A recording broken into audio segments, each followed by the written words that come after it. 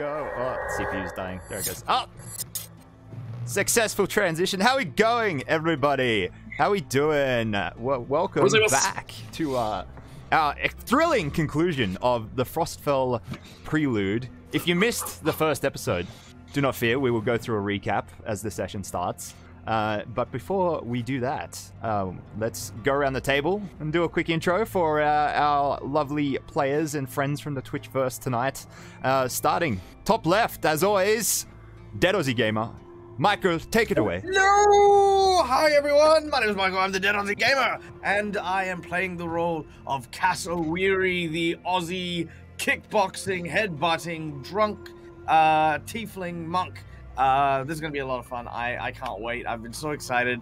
I recently rewatched all of part 1, and yeah, I remember what a bit of a jerkwad Cass was. So I'm channeling my my inner jerkwad, and I'm looking forward to today's game. Hopefully, Cass's goal today is to try and bring back a beautiful bearskin rug.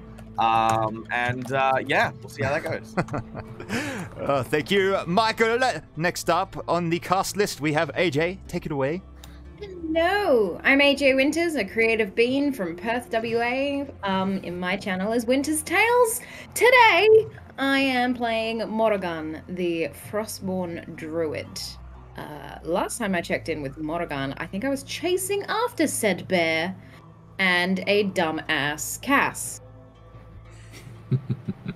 That sounds about right. How did we get there? Yep. We'll soon find out. Next up, around the table, Josh, the DreadedGM. Take it away. I just realized you have Savage Bear Podcast above your head. I will quickly change that. No, that's fine. But take it away. I'm okay with that. Hi, I'm Josh, the DreadedGM, and these are my fellow storytellers. I'm very excited to be here and to tell the rest of this tale. I am playing Ronker. Ronker is a gladiator, divination wizard who has seen his own death. He can't remember it exactly, but he's now chasing that death, and will go in full force no matter what. Because a glorious death is a good death, according to him. He is chasing Morrigan and a Cass into the blinding snows. So there's that. Well, thank you, Josh. And last but certainly not least, John from Phoenixiwaki. Take it away. Oh, hayo gozaimasu. Yes, I am John from Phoenixiwaki, and I am playing Taraza, the little goblin who thinks he's a warforged, but I am the only one who has remembered what the fuck we're doing here, and I'm supposed to be going after the mission, and not this stupid bear. And I ran in the other direction, going after the sled, and the vital equipment to our survival, and our only way home. Thank God. Bye, everyone. Oh, thank you so much. And thank you for joining me again, guys, after I sprung a second session on you last time, because as usual, absolute pleasure. Grossly underestimated the amount of content I can cram into a 3 to 4 hour session. So, but thank you so much. Nobody goes into a one-shot thinking it's going to finish in one session. Yeah. I'm currently in the middle of a 3-part one-shot, so I mean, yeah. But yeah, thank you so much. And for the viewers at home, this is the Frostfell Prelude. So this is a sort of small prequel to a larger campaign I will be starting with my usual cast and crew from Tales of Pesh. Probably either late this year or early next year. So stay tuned for that. The party will be following in this party's footsteps and picking up the metaphorical and physical pieces of them and trying to work out what happened. So yeah, stay tuned for that. And I should also, yes, if you are joining us for the first time, welcome. This is Tales of Pesh. I mostly do Dungeons and Dragons, live play, and content creation here on the channel. I'm also a music producer, and you can catch some of that sometimes. And you will also see my Spotify link popping up in the chat every now and then, so please check that out. Yeah, so let's, if you guys are good to go, let's get started. So, in the first episode of the Frostfell Prelude, there was meetings among the party as you set out on an expedition amongst the crew of a house Thrashk Syndicate, heading to the Frostfell on a sort of off-the-books mission to scout and prospect for dragon shards, a valuable substance in the world of Eberron that powers many magics and technologies. So extremely valuable, and the expedition head, Thoreau de Thrashk, has contracted you all from your various factions and syndicates to come along on this mission and hopefully find dragon shards and therefore, profits and riches for all to be shared. There was a few days' voyage. You set out from the Shadow Marches, stopping along the way on the islands on the outskirts of the Frostfell to hire a local Goliath to serve as a guide, which was our lovely Morrigan, who stepped on board and quickly bonded with the crew in various ways. A bit of fisticuffs with Cassowary, the resident mercenary security-like guy. Nobody's actually sure what his occupation is aboard, but he's there. As well as you met Ronker, the House Civis spook that was on board for some mysterious reasons. And Draza, the ship's expedition mechanic and all-round savvy artificer that was on board to look after the many House Cannith hired machines and the elemental-powered galleon itself, which I'll quickly bring up a picture of the galleon that you were sailing aboard. So a few days later, after sort of a bonding session between the crew aboard the ship, you arrived on the outskirts of the Frostfell. The galleon started breaking ice and smashing its way towards the landmass to make landfall when something unforeseen happened. The water elemental aboard the ship that powered its great engine began to freeze over by some mysterious force or influence, turning it into an ice elemental and ripping free of its Kyber Dragon Shard containment, wreaking havoc on the ship, damaging it before it was fought off and defeated by the party, but leaving the elemental galleon now powerless and stuck in the ice on the shore of the Frostfell. With no choice but to look for a new power source for the galleon, two parties were formed. One party led by Thoreau that would use Thoreau's House Thrashk magics and instincts to track down, hopefully find some Kyber Dragon Shard concealed somewhere among the Frostfell. Meanwhile, a second party led by the expedition's second in charge, Remy, another half-orc, who would lead another party in another direction and hopefully track down a water elemental to be captured and contained within said Kyber Dragon Shard, which could be installed on the galleon and restore it to working order so that the party could leave the Frostfell. The two parties split ways, and after some time trekking, you passed off the ice sheet and started roaming amongst the tundra towards the Iceworm Peaks, where Thoreau claimed, through his House Thrashk instincts and dragon-marked magics, that he was detecting possibly a seam of Kyber Dragon Shard hidden somewhere beneath the mountains. You set off with 2 sleds, being pulled by 6 moorbounders each, with one sled carrying many supplies to sustain the party, and the other one carrying an enormous House Cannith digging machine known as a crackle rod to be operated and maintained by Draza.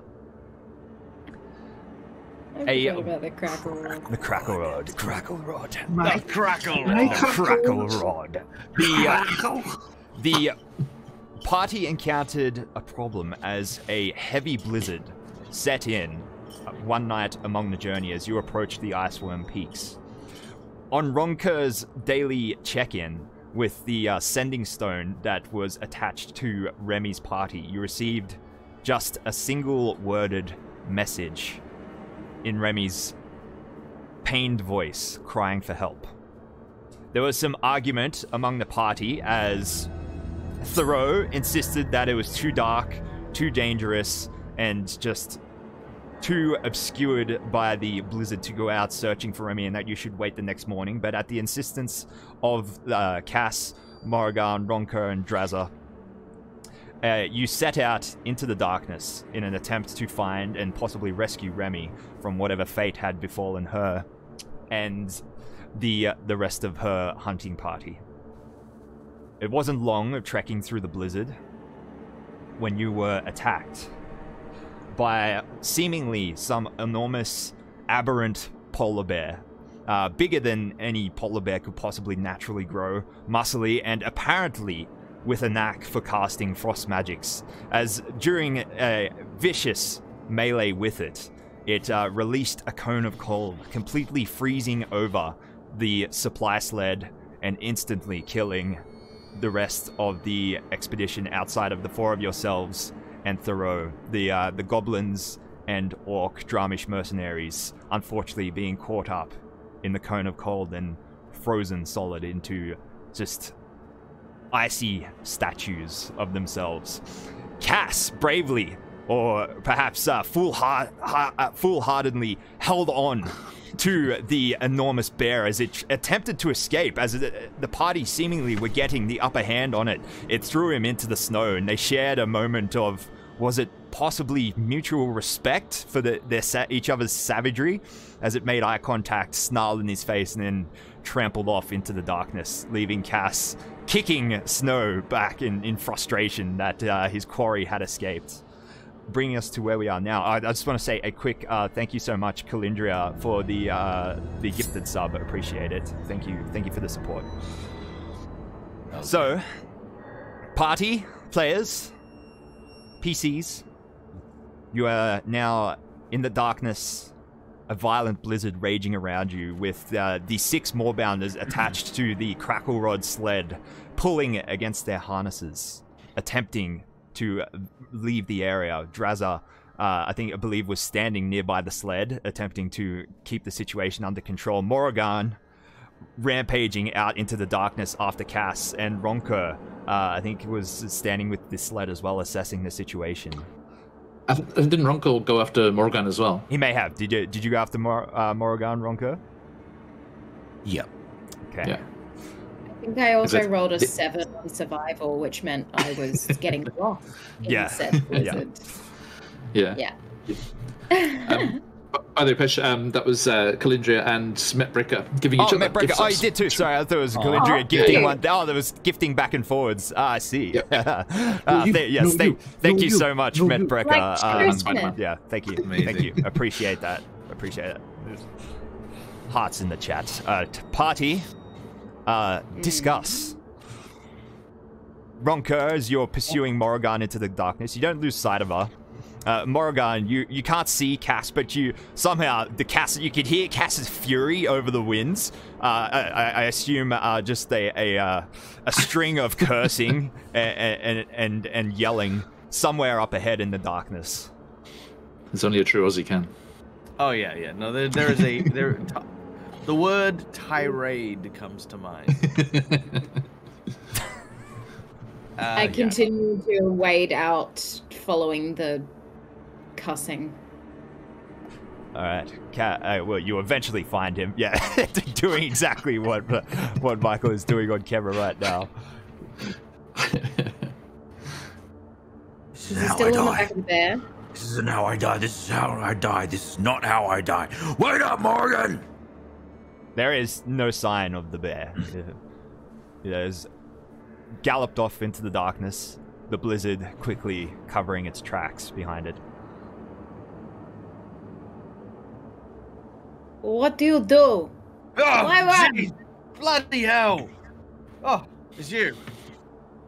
Oh, I just ran off. Stupid, bloody, giant, Furby-looking son of a...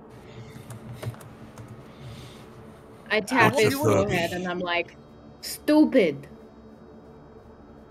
You know, I have to agree. That's coming from me.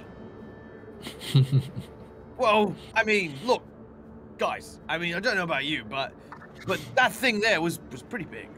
And, you know, like, what's to stop it from attacking us more?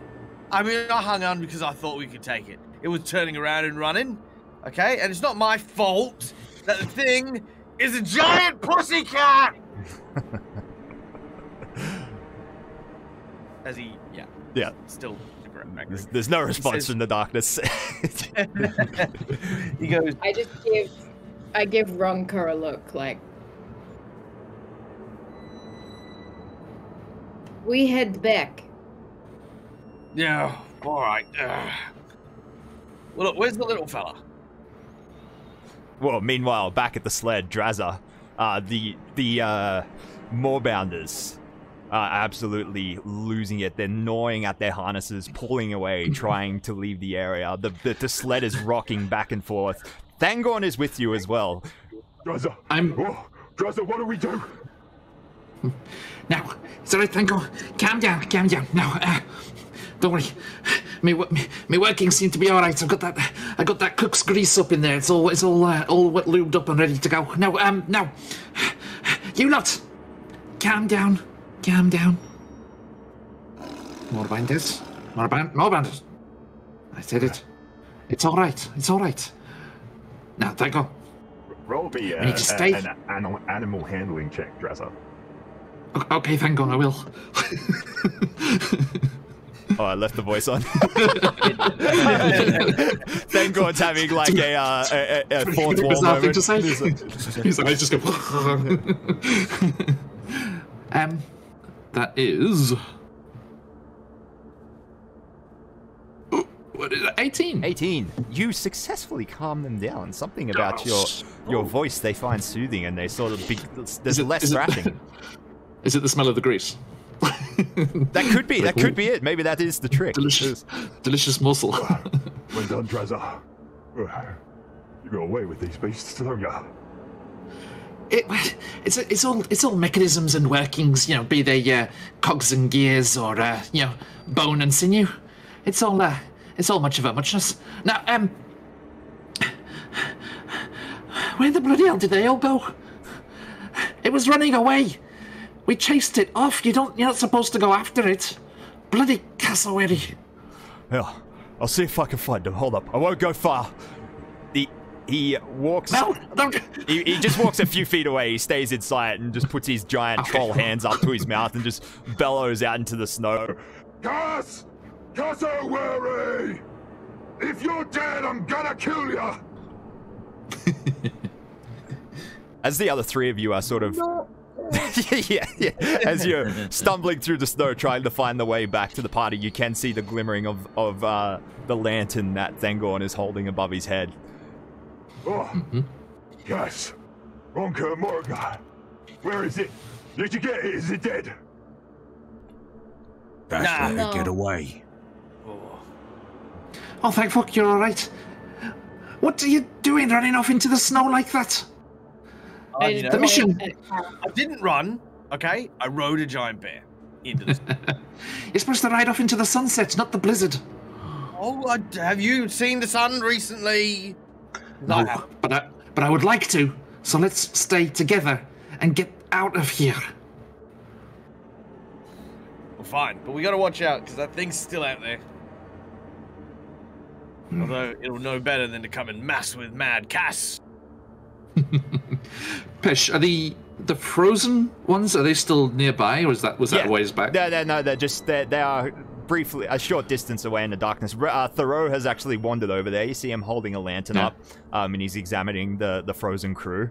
And you see him just sort of like his head just sort of held low, and you see it's just like his fists, just like his loose hand is just clenched in a shaking fist. Drazza goes over and he's like, it's like ding ding ding on one of the frozen goblins. Cass, your fists, impressive though they are not enough. We need to get gone. Grab a crystal and get gone. Yeah, all right. Draz is right. Hang on. There's one thing I can try. Hold up. Thoreau. Oh, sorry, go on. Yeah. It comes to something when the delusional goblin's the voice of reason. Oh, right. Infinite Monkey Tails, thank you so much for the raid. Welcome, welcome.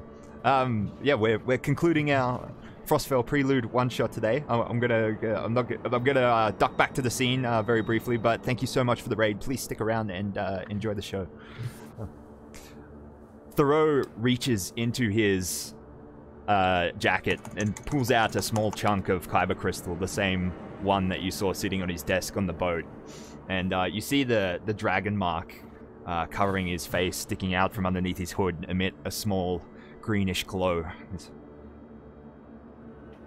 Remy. She's nearby. Alive? Can't say. It's just... locate object. It's part of her equipment, but we may be able to find her. Well, you've changed your tune. I thought we were going to grab the crystal and then look for them. I know, but she is close now. You know, within a mile at least. I think we owe it to her to at least try. Lead the way then. That's what I've been bloody saying this whole time. I clapped him on the back of it. Cool. Hey, look, it's not my fault it takes all you a little bit longer to get caught up with my smarts. Well, look how many lives it already cost. He looks around. As Cass looks around, you can kind of see he's got like a very indifferent look as he looks at these people. Not because he's not close to them, but because he's a jerk. And as he looks at one, he says, "Oh, he stole my pudding, so I guess he got what came to him." All he wanted to do was give you a kick on the backside. Yes, that's well out of order. Look, are we going to sit here crying until our eyes turn into icicles, or are we going to go and help someone? My eyes already far as turned I'm into concerned- icicles. Well, Come on, let's get If that this thing thing moving then. If that thing comes back, we need as many people as possible. I agree. Ronker, Yeah. what do you think? Where to go? Well, if locate object is happening right now, then we'd follow the one that can judge the direction of wherever it needs to go. I tried to say before that we should have went after him, but we said we were going to go for the kyber crystal. What did you mean not dying today? For you? I've seen my own death, and it isn't here, it is now. Okay. I have the ability to see into the future. It's not exact, but it's enough. Then that is hope. Yep. Nods. Enough chit-chat. Let's move!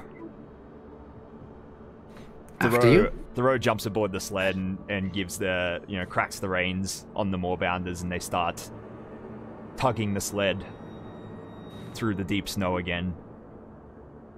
And the party moves. You curve around the sled in front and the poor frozen crew and leave them until they disappear behind you in the darkness. Drazzy will just check the bindings on the crackle rod. The crackle rod seems stable. Nothing's damaged, thankfully. It all seems Thank intact. goodness. Alright, so you move through the darkness for what feels like an hour. Thoreau turns back and yells over the blizzard.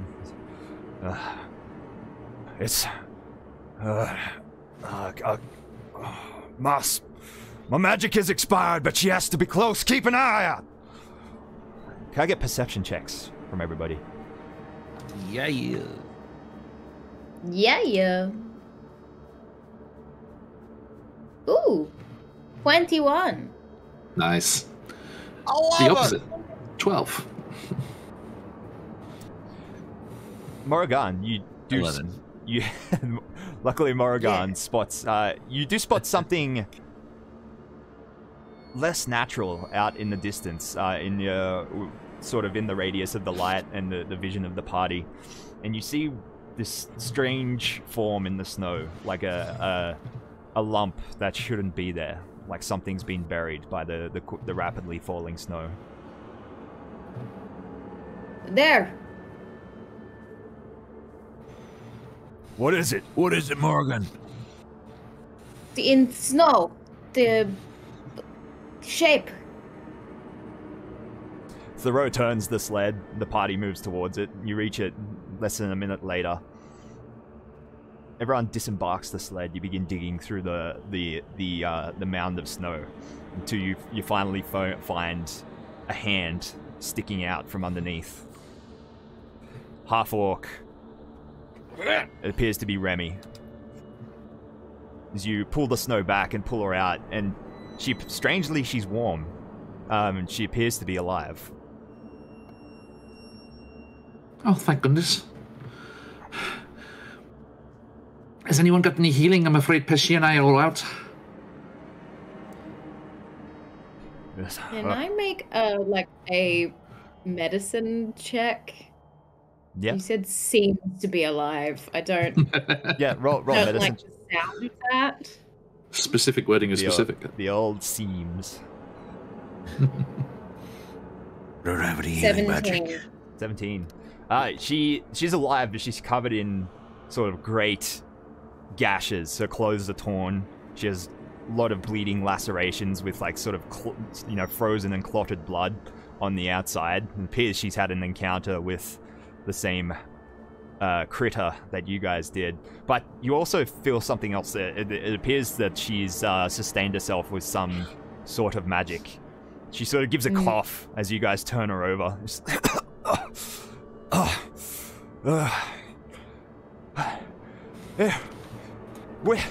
Where is it? Where is it?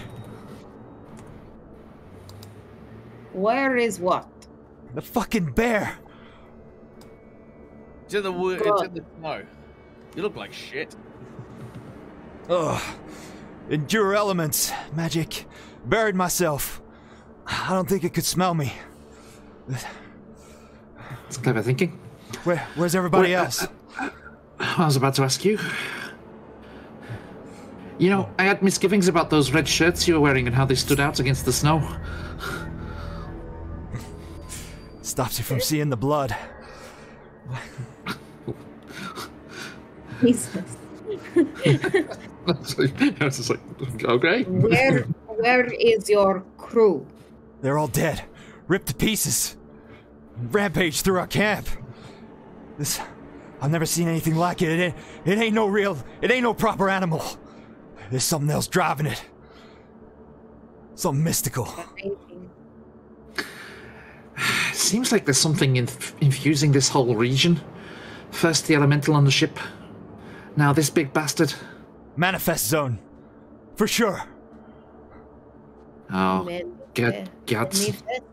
Yeah, the plane of Rissia. Sometimes it can be coterminous, or it can be close, or it can be far away, and it's what makes this whole region so cold and fucking uninhabitable. This ain't no normal blizzard. And that ain't no normal animal. Morgan's gonna look at Ronka like, what are these long words that this person is saying? We head back. Is there any way we can get this thing charged and get out of here? Oh, we did find it. Oh, water elementals, a whole colony of them. We bored through the snow to try and find some food. Ice fishing. They're living underneath in the water. She turns to Thoreau's. We gotta find that Kyber. It's the only way we're getting out of here. Yes, if only we still had our original Kyber crystal. Ronker. Yeah, Ronker. Cass immediately forgetting that he punched I had no the idea that that was going to be the result of my actions. That's why we theorize and run the calculations before we do anything rash. Sometimes there's no time for calculations. Sometimes you need to act. Like now. Aye. Now we go. Well, lead on with that glittery beard of yours then. Let's get it done. I am going to say, Drazza, just quickly. Well, you were warm in your little engineer rooms and laboratories. I was on the gladiator sands. There are no times. Sometimes there's no time for calculations. You have to act and react. Maybe you should never have traded your sands for your snows. Cass's hand is raised. We should probably just... Yes, no, Cass. I was going to say Cass is gone. Oh, okay. If Cass has been this polite, there's something dreadfully wrong. No, yeah, no. So, while the two of them are arguing, Cass wants to find like a hill or a high rise, because most of this area was like windswept plateau and the like. So I'm hoping that from a higher, like even a slightly higher vantage point, I might be able to see any kind of movement in the terms of like animals or creatures and the like. And my goal is, if they're moving away from something, that's where I want to go. Because it's either one of two things. Either one, it's like magic kyber crystal-y nonsense and the animals are like, ooh, don't go near there. That's all that magic stuff.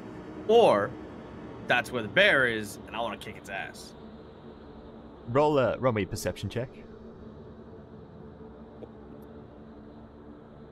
13. 13. You stare out into the darkness, just squinting your eyes against this pelting icicles like hitting your face.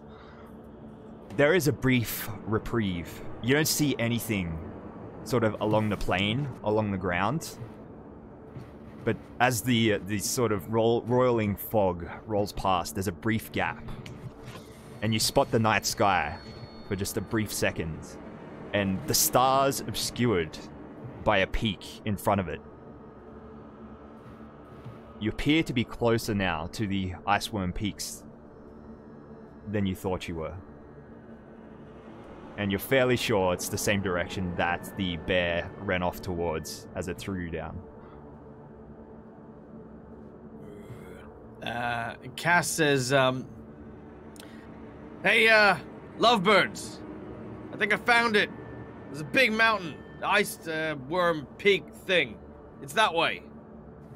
Now, unless you want to hang around here and freeze your tits off, let's get moving. Aye, let's head off to the slumbering dragon and see if it's got any of its hoard left. My tits do not freeze. Ronco chuckles at that. Thank God, do you really think there's not going to be dragons, is there? Look, Maybe. we already had this conversation. It just looks like a dragon. Right. Yeah, nah, real dragon's behind you. I don't like that, Cass. I don't like that one bit. God, I wish I had some illusion magic. Okay, Why don't I have any illusion magic? You're fine. Look at you, aren't you? You're a big ball of muscle. You can take on a dragon, right? Stop punching him in the guts. Stop it, Cass. You're fine. You're fine. You're doing good. You're doing all right. Okay. The little moment of banter lifts the spirits a little bit as you heave the wounded Remy onto the back of the sled and begin trekking in the direction that Cass saw the mountains. Probably an hour or two before there is another reprieve in the fog, and you spot the peak up ahead getting ever closer. And another freezing, cold hour of trudging into this blizzard with the wind blowing directly in your face. The moorbounders just continue just wiry, hardy creatures as they just pull the sled and heave step by step in unison towards the peaks. Before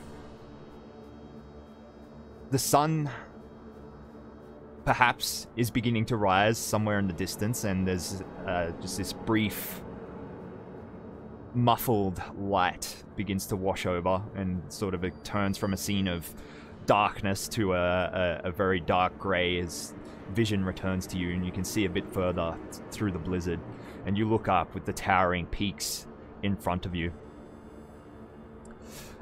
Thoreau produces his dragon shard one more time, begins channeling his focus. This is the last time I can do this today. Everybody, cross your fingers and clench your ass cheeks. Let's hope we find something.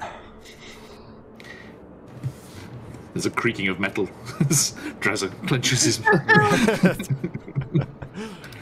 Amazing. The dragon shard begins to illuminate. You see his dragon mark on his face emit the green light once more.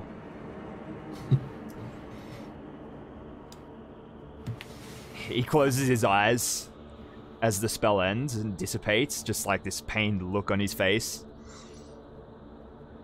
You think it's the worst, and he turns to you. We got something. It's faint. What? It must be buried. But it's there. Cobber. I'm sure of it.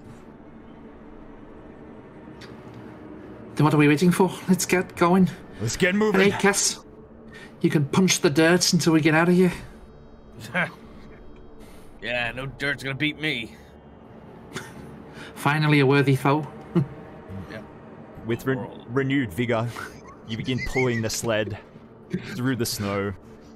As the terrain changes, the rolling tundra starts to turn into snow-covered scree and rocky base of the mountain. The trek becomes harder as you start having to weave through rocky outcrops, frozen, encrusted over stone platforms and what appears to be an ancient glacier, and you begin making your way over the top before eventually you reach the base of sort of where the mountain begins to steepen and would surely be impossible to pull a sled up, but you find something peculiar as the glacier gives way to what appears to be a frozen waterfall lodged in the base of the mountain. The sled is pulled up towards it before you stop. Thoreau sort of lifts up a hand and walks over to this waterfall. Sort of trudges through the snow at the base and puts his hand against it, against the ice. There's something behind this. A cave. Okay. This has to be it. Take out my weapon and start hacking at the ice. Thoreau puts his an arm on your shoulder. That's not necessary, Morgan. We got the tools. Drazza, it's time. Right, here we go. He starts walking forward with his thunder gauntlets. Oh, the crackle rod. Yeah, okay. Yeah, the crackle rod, Drazza. I forgot what my own machine does. Let me give Right, you a hand come on. with that, Drazza. Thank you very much. Let's get fired up. So you pull the canvas back on the sled, revealing the crackle rod underneath. Basically, kind of looks like a cannon, sort of, but a bit more advanced. The House Cannith patented design on the outside, and instead, rather than being hollow at the front, it leads to what appears to be a very large cut to a sort of fine point Eberron dragon shard. Sort of crimson scarlet in color, swirling with arcane magic on the inside. Thangorn begins dragging the sled. Double check that shard wasn't big enough this whole time, right? Oh, it's an Eberron dragon shard, not a Kyber dragon shard, so yeah, different type. Oh yeah, of course, yeah. Who's like, oh, what are we doing? Okay. So yeah, Drazza kind of leaps up there. He's like, all right, gal. Okay, now relax. I know you get stage fright, but don't worry. We're all friends here. Drazza, as you begin examining, sort of your engineering talents kick in, and you start examining the base of the waterfall, and finding possibly the weakest point to hit it with the crackle rod and bring it all down. There is something odd about it. The pattern of the frozen ice seems to indicate that this waterfall was flowing upwards when it froze. Okay, I tell that to the others. Hey, Morgan. Is there a proclivity of upwards flowing waterfalls around here? Would it really be Are there a lots of them? waterfall? Do I know that? It is not something you know about. It is unheard of. No. The geyser, perhaps? Water go down. Water no go up. A geyser? But how would a geyser get frozen? It would have to Does it be seem either to go flowing for a upwards long and then time. go somewhere? Like, is there It an just- actual pathway? The funny thing is where there would be a pool at the base of it, you sort of dig a few feet through the snow and find nothing. Like as though there's no frozen pool. It's as though the waterfall starts here at the base of the mountain and then flows upwards. But then does it continue? It's sort of upwards like, or yeah, it continues upwards and then like perhaps you can't really see from where you are. It may like go over a slope and then continue on somewhere. Yeah, all right. You sit here and fingle fangle with your nerd thing there. I'll be right back. And Cass is going to climb the ice flow thingy. All right. I don't suppose you're interested in the potential reverse of gravitational field. Okay, bye. No, keep all that nerd stuff away from me unless it's a beer. I'd like to do an Arcana check if possible to see if there's any connections between the dragon shard and the water. An Arcana check from Ronker, an investigation check from Cass. Drazza, you probably know how to operate in this machine, so no checks required. And you figure out the best point to concentrate the cracker rod, and it's Now, ready. everyone, be careful. ready to This is go. very, very complicated. And he just like opens up a hatch, and it's just one big button. He's like, So good. That's amazing. Oh, I really like this part. I love the cracker rod. There's it powers up. There's a sudden arcing of electricity begins to pulse out of the Eberron dragon shard and sort of travel up and down the length of the cracker rod, and then there's this brief moment of silence and strange stillness as you feel like the hairs on the back of your necks all stick up, and then this sudden pulsing of just multiple arcs of electricity emit from it in a cone and just begin sort of like licking up and down this waterfall in front of you. Can I get results for those checks, please? 7 for the Arcana. 7. 17 for the Cats. Okay. investigation. Ronker, you're unsure of any magical nature of this thing, but Cass, as you arrive to the top, and you see that indeed this waterfall, supposedly, it doesn't go anywhere. It just stops where the lip of the mountain sort of goes to a ledge and then continues upwards. So it's clearly a geyser of some kind. Like, Perhaps. as far as I can see. From what you can see, it is just like this sheet of ice that originates at the ground and then travels upwards and then stops. No origin, no endpoint. It so seems maybe like like a it wall of ice? was perhaps a spell it was created by. All right. So as the lightning crackles down at the bottom, is it unstable now, or is it? You feel the ground rumbling, and then you see you gaze down below. You see Drazza just like look of absolute joy on his face as the cracker rod's doing its work. Thangorn's clapping his hands together a little bit, and just a big thumbs up from the Cass. yeah, it's kind of, it mines by sort of just like intrinsically removing matter from where the electricity crackles. So you basically just see the eye, and especially usually with stone, it's there's a bit more like sediment and detritus left behind, and it sort of collapses into gravel. But since it's just ice, maybe it's more of like a kind of like these tiny ice particles are taking off into the air and making like this sparkling, glistening outline around the electricity, but it just sort of bores through, and within 30 seconds to a minute, there is it seems the ice was only about 3-4 feet thick, and there is a hole big enough for the sled and the expedition to pass through into the darkness, a cave beyond. Drazza turns to the homunculus on his shoulder and just little high fives it. It's his little leg. Good job, Peshy. I think Oregon takes out her great axe and just prepares, knowing that some sort of rumbling just went off that might alert creatures, beings of our location. I think Morrigan's going to be in a sort of ready to act stance. Okay. Hey, Ronker! Yeah, Cass. You look even smaller from up here, mate. You know what, mate? So do you. Cass thinks about it for a minute and he climbs back down.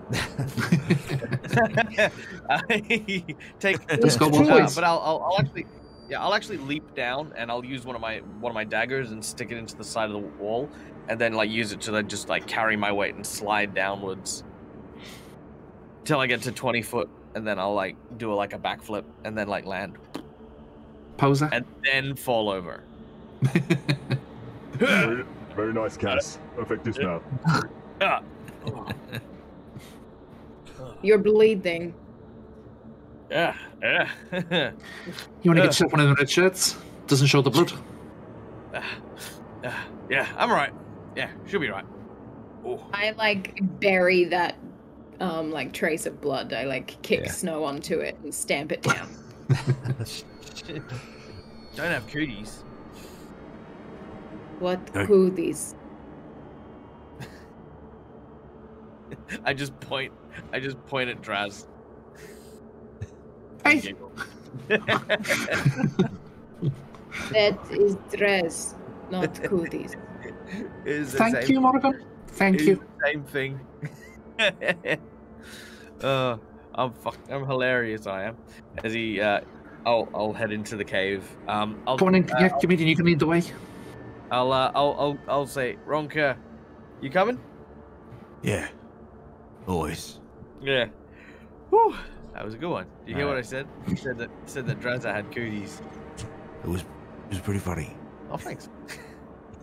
The sled is pushed into the cave mouth, and then everyone sort of dismounts. Thoreau turns to the crew. Alright, we'll leave the rod here. If we need it again, we'll come back for it. It'll just slow us down for now. Let's move. She can hear you. Don't talk like that. We'll come back for it, Drazza. Don't worry. Yeah, we will. Don't worry, lass. We'll be back. If we're gonna be childish, then Drazza and Crackerod sitting in a tree. Using electricity. Yeah. No. Maybe we should have been traveling minstrels instead of big explorers into places of great unknown and danger and mystery. Well, you know what's always confused me, mate? What's that? Is I always thought the crackle rod would be a man, not a girl. It's a crackle How? rod, right? I mean, How dare you? I thought She's beautiful. it's machine. Machine girl? For all intents and purposes. Come on, let's go. Yep. You say Now big then. word. It's an occupational hazard. What?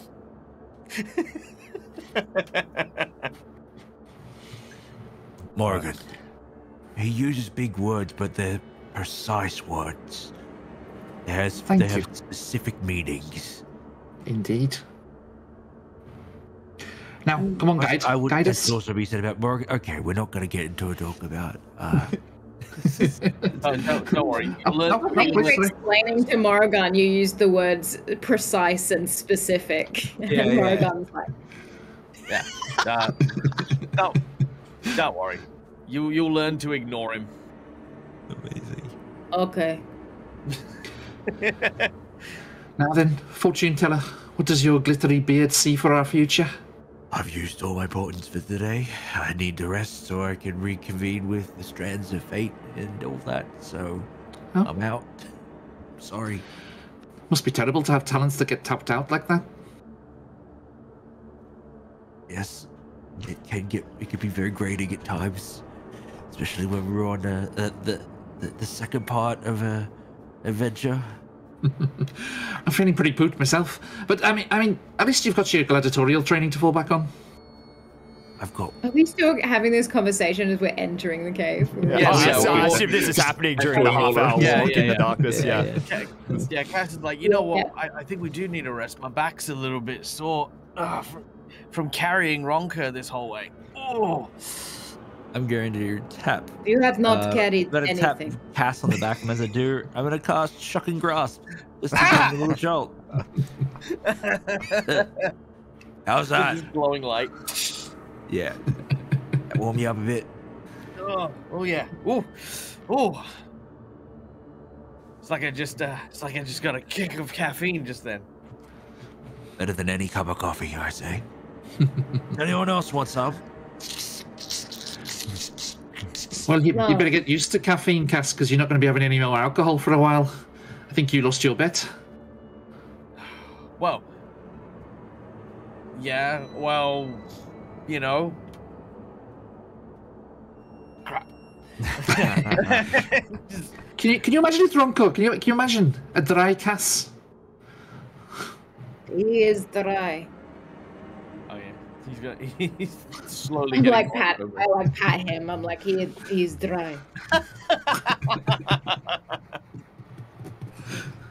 Thoreau turns back with his lantern held high. You lot keep it down. You're going to attract every purple worm for miles.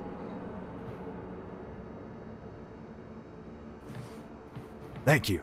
I get it now. Hey. No, I checked. It's not that kind of worm. They weren't talking about dragons. They were talking about purple. I've heard there's a bit of a fixation with purple worms around these parts recently. Come on, Michael. Michael, you know you want to. There he is. This is only here because Dread started this, and I don't know what it is. I haven't understood it, but I haven't. Yeah. So you continue underground into the darkness in this narrow but seemingly strangely Drazia, your engineering, with your engineering skills, you deduce that this tunnel doesn't seem completely natural in some places.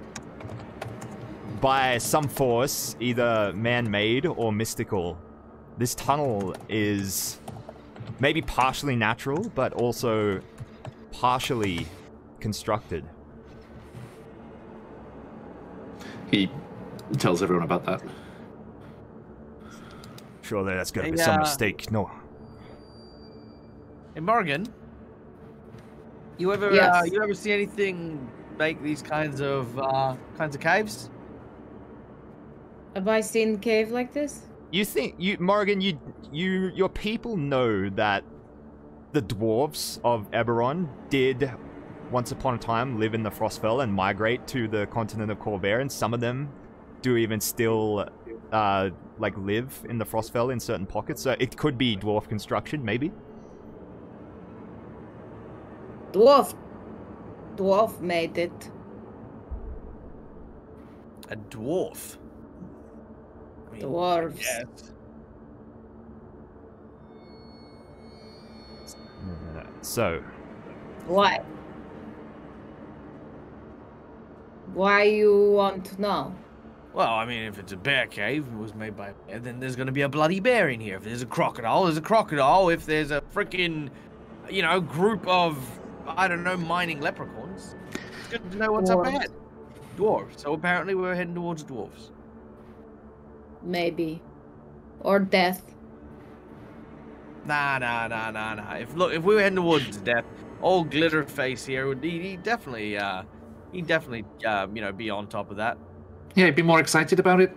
Yeah. I'd be on top of it. I'd be under it. I'd be next to it. I'd be kissing it. I'd be hugging it. There he goes. There he goes. I cannot wait for my glorious death. Well, hopefully it's not today. Hopefully. But if any of you survive to live to tell my tale, please tell everyone how glorious it is. I'm gonna tell everyone that you are a pygmy halfling. That's No, rude. I'm just joking. You know me. I'm people about you. A little bit later on, Drazza just falls in next to Ronkor. He's like, so Cass dies first, right? Yeah, Cash dies first. All right. What?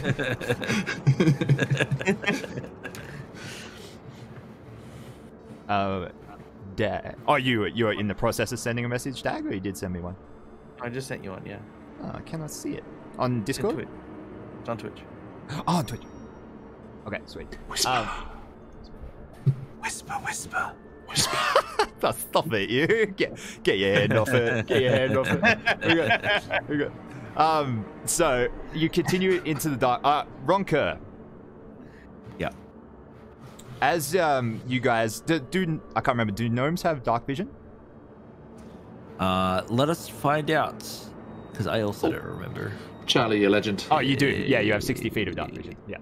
Okay, Yeah. so as the expedition, yeah, thank you so much for the subscription, DM Charlie Gaming. Thank you so much. Appreciate it. Hell Appreciate the yeah. support. Welcome on in. Now I want to see also Charlie a DJ. Yeah, no, let's see Wanna it. see it, wanna There see you go. The challenge has been thrown down. You have to DJ.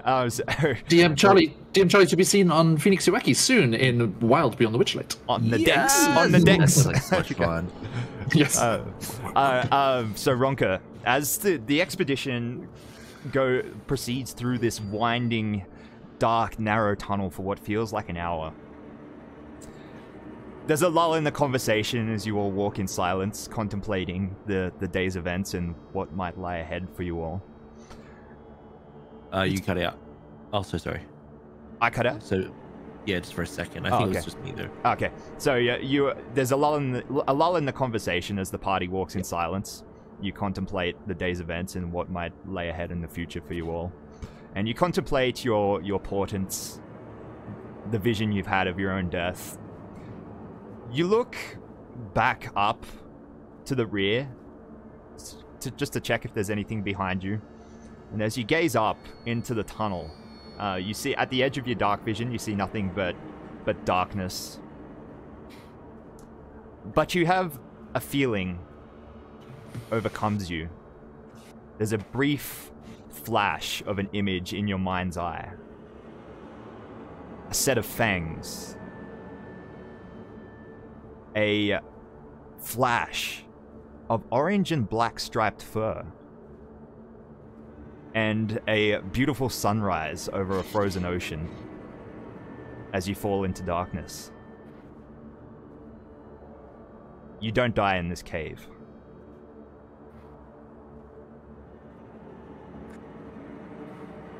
We're not gonna die here, or at least I'm not gonna die here. I say, if anyone hears, they can respond, but it's kind of like a soft-spoken thing. I don't know. Yeah. You know, you don't have to always add that last bit. Just saying. Yeah, you can just say you're not gonna die here. Is that what Cass says? Yeah, Cass says you don't always have to point out that we might die here. I can't make any Every promises time. for you. I can't see whether or not you're going to die. But I know that. I know that. And you know, every time, like whenever we go to the pub or something, that's not what you want to hear. You know, we will walk into a new restaurant, trying out like all the Italian food, and the first thing you say is, I'm not "I'm gonna not die here." Legit says it. You. Legit says it every time. Yeah, I love that so much. I wanted to make sure that I'm clear. You know, like if one of you die here, I don't want someone saying, "Go, you said we're not gonna die here." Look, if I die, know that I'm not going to hold you responsible, mate. Unless I'm the one that did it. You could try. You don't think I would? You don't think I would be able to? Oh, I could take you. I want. You know what? I would like to see that. Just at some point or another, the two of them just start sizing each other up just as they're walking. Yeah. I'm gonna do this thing. Like, I don't know if you know, like we're just gonna start shouldering each other. You know, like a little harder each time. Like, you know what I mean? Like Yeah. yeah, that kind of like high school kind of level. Like punch buggy in a car. Yeah, yeah. I check Cass for black striped orange fur. There's none. Shake my head. Amazing. There's something up ahead. I see light. And you all sort of like hustle to the front of the expedition, and you all move together, and you do see there appears to be a dim purple glow being emitted down the tunnel up ahead in sort of a pulsating fashion. Purple.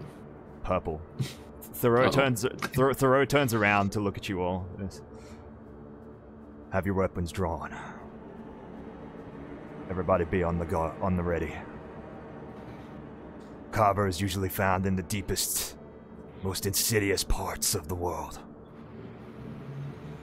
For all we know, it could be a fucking beholder around the corner, or Aboleth, or God knows what else. Yeah. I start to push ahead to either like walk next to Cass or lead the way. Alright. Yeah, I'm gonna go to the front as well. Alright, so you move along the tunnel, the purple hue growing ever brighter and more prevalent. And you start to feel it in the air as well, this strange charge, similar to when the crackle rod fired up. And this strange feeling of like you shouldn't be where you're going. You press on before the tunnel begins to widen and eventually gives way to a large cavern. First glance, the first thing you see at the other side of it, the biggest deposit of Kyber Dragon Shard any of you have ever seen, lodged in the wall of the cave. As you sort of take in the room, lit up by the purple hue of this glowing dragon shard, and you spot several peculiar things. The cavern itself, Drazza, definitely has been bored out or some otherwise mystically created, artificially created. And you also notice inscriptions carved into the walls. I'm going to... what alphabet? As you examine it, at first glance, Morrigan, you recognize perhaps old and decadent, but Goliath inscriptions on the walls. What do they say? Roll me a history check. Mm-hmm. We have hit the Motherlord. 3. It's beautiful. What you can deduce, Morrigan, is that the inscriptions are old. Very, very old, to the point where the Goliath language is so debased that you don't even understand it, but you can sort of interpret some of the images. You see a depiction of a figure sort of hanging over a mountain, like a dark cloud. It's just sort of this, with this insidious nature about it. And at the base of the mountain, there is what appears to be a crowd of Goliath figures, sort of looking up towards the cloud with spears held high.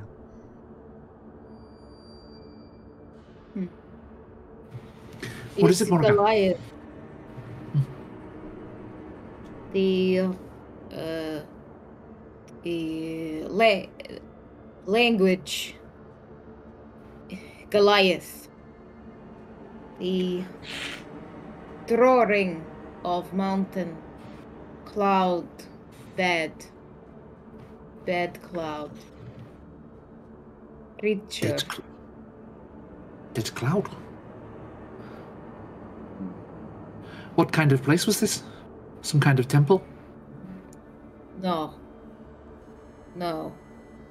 Goliath fight against cloud. Fighting a cloud? I point out the spears. Didn't you say this was a dwarvy thing? It was assumed that it could be a dwarfy thing, but yeah.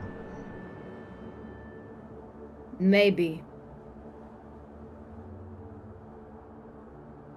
Thoreau walks up and just sort of like touches the giant so the dragon shard cluster itself must be like 12 foot in sort of all dimensions.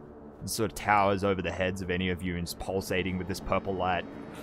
Thoreau kind of walks over and puts his hand on it. And we're gonna make a fortune when we come back for this, but for now, let's just take what we need. Well, I mean, surely we could, you know, gather a little bit extra and make this whole thing worth it. Maybe we can go back for the rod, but for now, I'm gonna take a piece. He gets a pickaxe out and sort of begins examining it, looking for a good place to make a hit.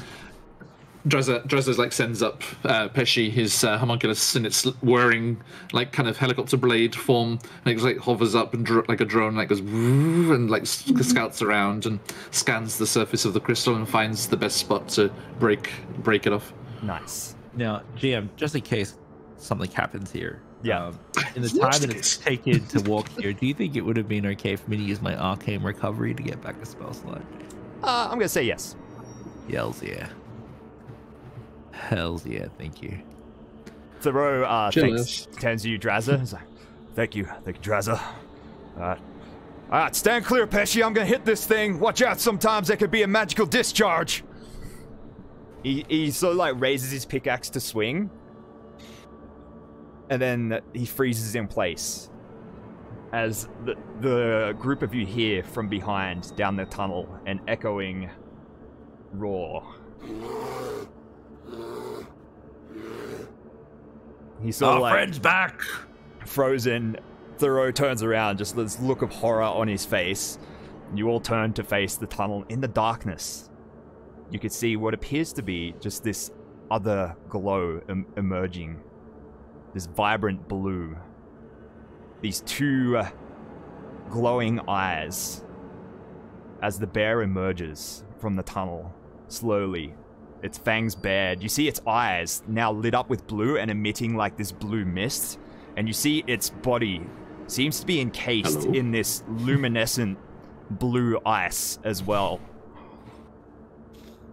It sort of rears up on its hind legs. And sorry, Pesh. Yeah, go on, Drazza. So everything froze for there for like 5 seconds. What did you just say? Oh, sorry. What point? Just before they rose up on his hind legs. What did you see? What did you see? His eyes are glowing blue and emitting like this blue mist. And the bear's... Is it the same bear? It appears to be the same bear. He has all the wounds on his side that you guys inflicted on him earlier, but he has this translucent blue armor of ice has formed on his torso. And he stands up on his hind legs and sort of flexes his arms. And you see this slow encasing of ice sort of moves up his paws and then forms and then like takes form around his claws, and they extend a few inches into like this Wolverine style ice gauntlets.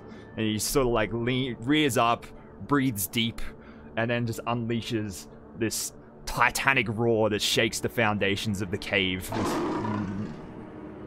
And this sort of icicles drop down, and he charges forwards. Yes! Cass puts his head forward, like with his like one horn at the front, and literally wants to meet this dude in a headbutt charge. Like I'm just like Cass, just like yes. Yeah. He sort of looks down you, Cass, in like angry recognition, and returns like the charge forwards. And then everybody, to please roll for initiative. I'll roll yours for you, AJ. Thank wait, you. you need me to roll it. Oh man, can you manually enter it? Because I got a natural 20. I didn't. I'll roll it. It's boundary. Oh yeah, I was almost about to do the same thing. Yeah. Uh-oh. All right.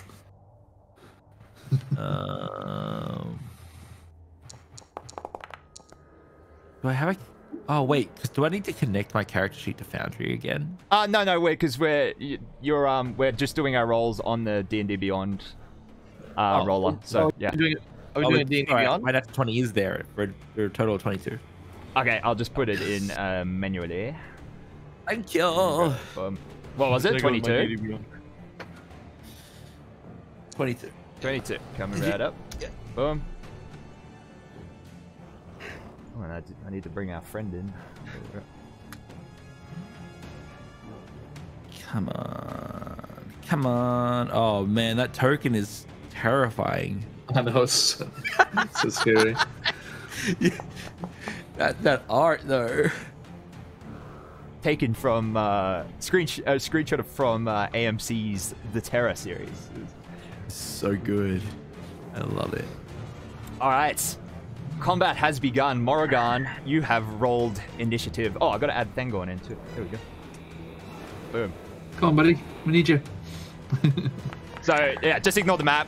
It's just there for reference. Theater of the mind. Yeah, so like we're still using it for measurement, but it's like not important. I mean, we'll just assume that everybody is within 30 feet of each other, so yeah, okay, not much measuring to be done. So okay, cool. That's a small cave. All right, Morrigan. Am I up first? Yes, you are up first. Yeah, I'm going to run and slice with my great axe. All right, roll an attack. 16. 16 is a hit against this bear. Roll damage. Okay. That is 9 points of damage.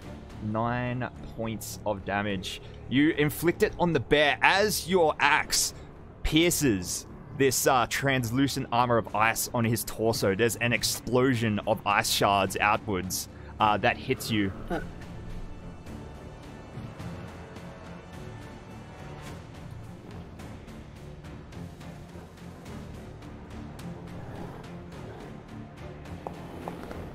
You take 1 piercing damage. Sorry, sorry, Okay. I rolled 1 less dice than I meant to. Sorry, 7. Make that 7. Okay. Okay.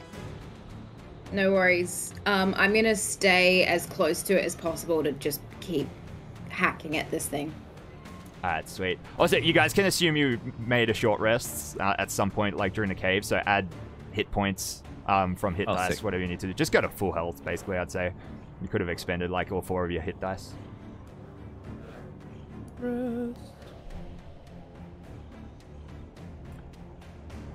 Ronker, it is your turn. All right.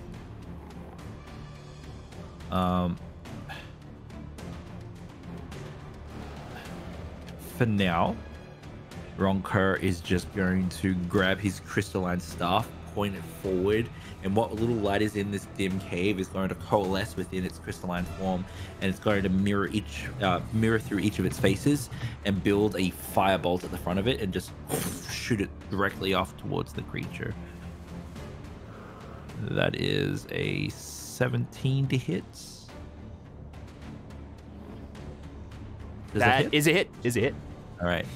So yeah, the firebolt will scream through the cold air and then clash against the white bear for a total of 4 damage. 4 damage. What type is that? Fire. Fire. Wow, all right. He sort of the fire hits the side of him.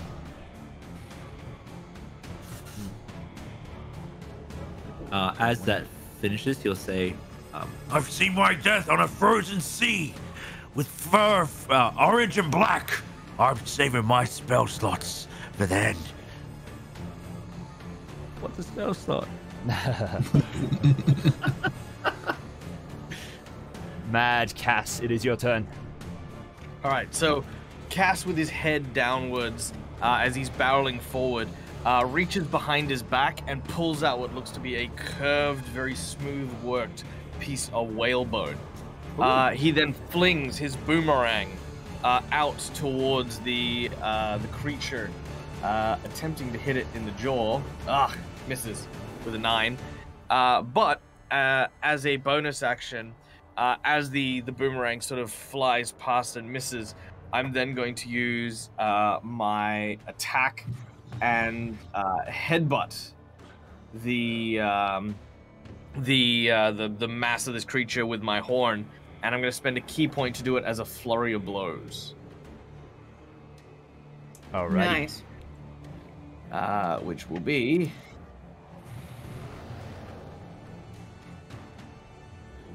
18 to hit as he collides with the horn. That is a hit. Nice.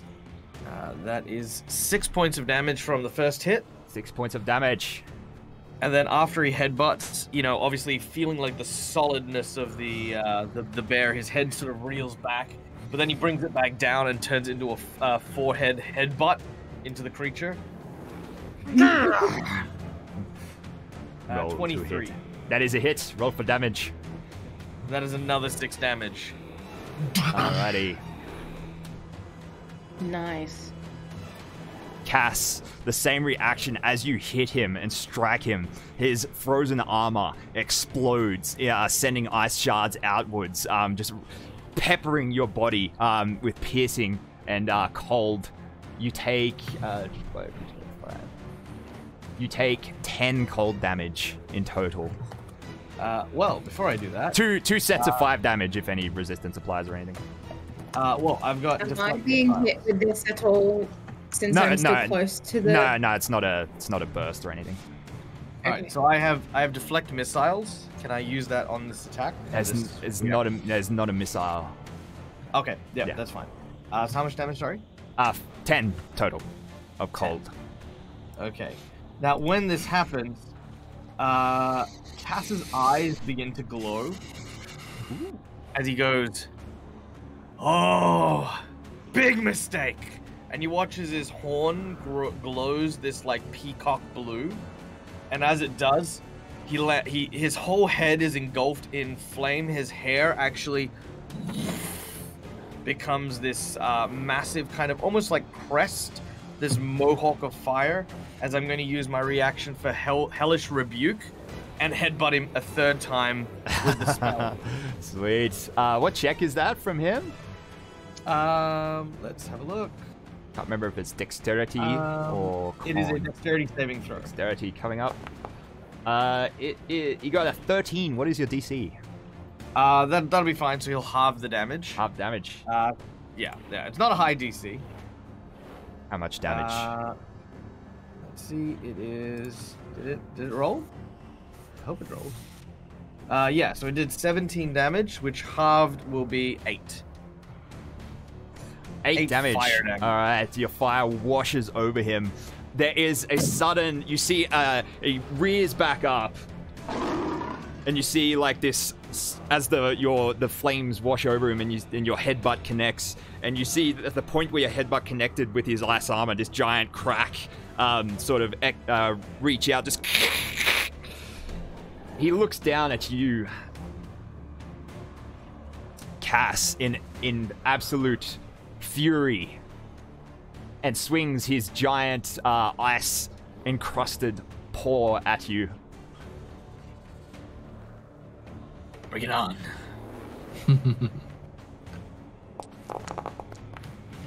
At 25 to hit. Oh yeah, that'll hit. Yep. 15 slashing damage. Yikes.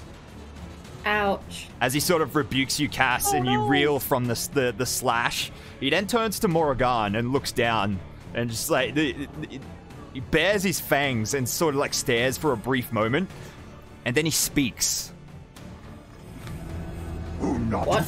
Nick. You understand the debased Goliath word for betrayer, and then he lunges at you and just swings an icy paw. What did you do? Oh, at 13. What's your AC, Morrigan? My AC is 14. 14. You duck underneath it, and then he follows up with a bite straight down, opening his fangs wide. A 20 to hit this time, Morrigan. Yep, that hit. 20 piercing damage. 20 piercing damage. 20 piercing. I'm dead. I'm what? down. Oh shit. Were you at full health? Oh no, I might not have been. Hold on. Okay. Okay, I have 11 hit points left. Okay, sweet. Okay, yeah. Woo! Yeah. I need you to make a Constitution saving throw. Uh-oh.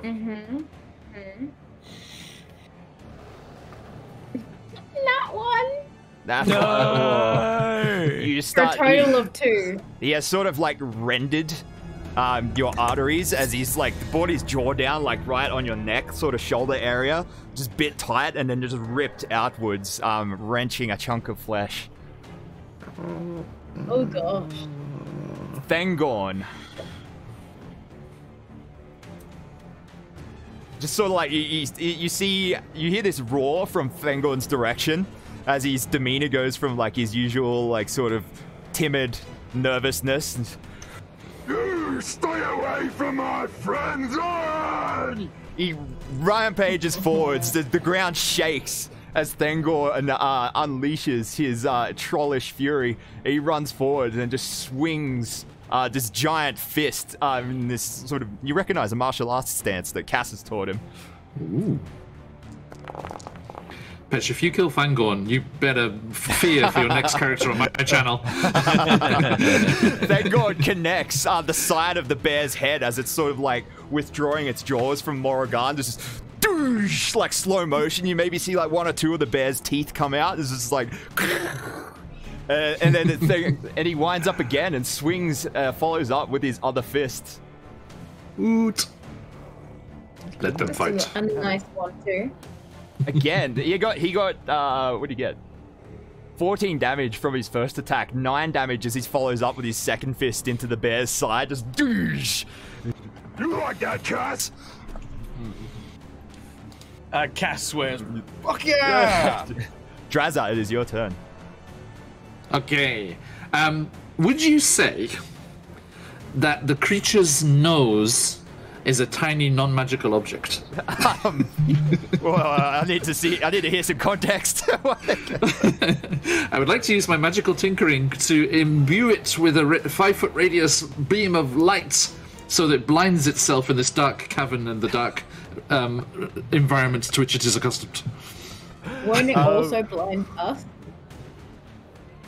I seem to be a bit more adaptable. Oh, make right on its face. Make a tools check, Drazza, as you use it as your focus. So, is this called the Rudo? I'm going to be using the Arcana to channel through the tools. You make an Arcana, Arcana. Okay, and then with the proficiency a lot, right? Yeah, well, Those are the Arcana tools. should have your proficiency included, shouldn't it? Or I'm not proficient in Arcana. oh, really? Okay, no. well, add proficiency then. Yeah, go for it. But with the so it's this plus 2. Come on. I took a journey. 15 total. 15. I say it was a pretty difficult thing to do, and you don't manage to succeed as you sort of like point your tool at him, of whatever tool you're using, some sort of wand or something, I assume, or something from your suit. And just in the flurry of the combat, and it's just like it is tiny. His nose is actually quite tiny, and just not something you managed to do. Is there anything else you'd like to do? I will just that's my action, so I'll just as my bonus action, I'll just shout to Pesci. I'm like, get over there, zap it, and it was like just like buzzes through the air towards it and attacks with its force strike, which is a D20 plus. Natural 20! Go, Pesci! Very so nice. that is a natural 20, so that will be... do you double the amount of dice or double the rolled number? Just the default one, so double the amount of dice, yeah. Amount of dice rolled. Okay, Yeah. so that is a D4 plus 2, so 2D4. 1, 2. Go, dice, go! So that is a total of 7 force damage. 7 force damage. Pesci unleashes it, strikes the bear. It seems to have done the trick as the force collides with the bear's armor. The crack that Cass made is ruptured open. The armor shatters into just like a spray of glimmering ice and falls to the floor. Bloody hell! Fuck yes, Pesci! Fuck yes! New round. As usual, we use the reroll initiative variant. So, Cass, you are now first in the initiative order. It's your turn. Oh, hell yeah. It's all yours, Cass. Seeing that the chest piece is open, you watch as Cass, his horn is still kind of got that like afterglow from the heat, just like still searing. As I'm then going to have Cass once again, take it as he's taking his head back. He's gonna kind of Spartan kick with his first unarmed strike the center mass of the large bear. And he's gonna miss with a 10, I presume. That is a miss, yeah. But as he does so, he's then gonna lean forward with his headbutt and do a flurry of blows with his horn, as he then brings that horn back down. Oh, that's hit. 12. That is a hit. Oh, yeah! I'll take it. For 5 damage. 5 damage. And the second attack, as he follows it through with a punch from around and by his side. It's a 19. 19 is a hit. And that is 7 damage. 2 good hits as you land these blows on him, just bruising. You hear bones crunch and feel like sinewing part. He lets out a pained roar. Morrigan, as you look up, you're just bleeding profusely from this giant gaping wound he's inflicted on your neck. Gripping your battle axe, it is your turn. What do you do? I whack him again. I'm gonna aim for his neck in retaliation. Oof. I rolled a 7. 7 is a miss. I think I'm trying to do it one-handed while I'm still holding my wound. Alright, so you swing Morrigan, missing. He swats your axe downwards, sort of with one paw, pinning your hand to the ground underneath it. He leans in with his jaws again. Do you have anything else you wanted to do on your turn? Or was it just the attack? I think that's all I can do. Okay. Yep. Bear's turn. A 14 to hit Morrigan, which I believe is your armor class. Yep. 21 piercing damage. I'm definitely dead this time. I'm down. No! The jaws lock in again, just in the same spot where he bit you the first time, biting deeper, and he just finds the jugular vein in your neck. There's a sudden pop, a squirt of blood. And Morrigan falls to the floor, bleeding out. The bear stands up on its hind legs, sort of blood encrusted on the fur around its mouth, turns to Cass, roars loudly, and swings a paw.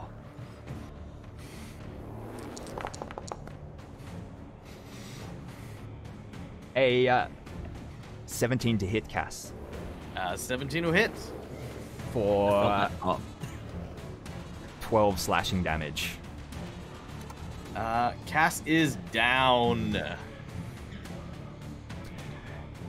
He roars again, slashes after knocking Morrigan down, turns and slashes Cass, knocks him to the floor, and lets out, stands up and lets out a roar. It is then Thangorn's turn. Yes! No! He lunges at the bear and just unleashes both of his... He throws his gloves off this time.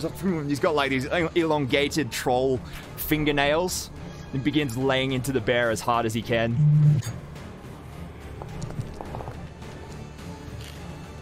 Ooh, a 24 to hit. He wounds the bear with a slash. Follows up with his other claw. Whoops.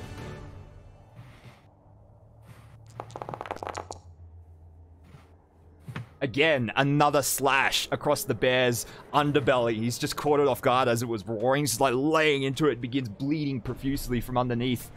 Drazza, is your turn. Okay.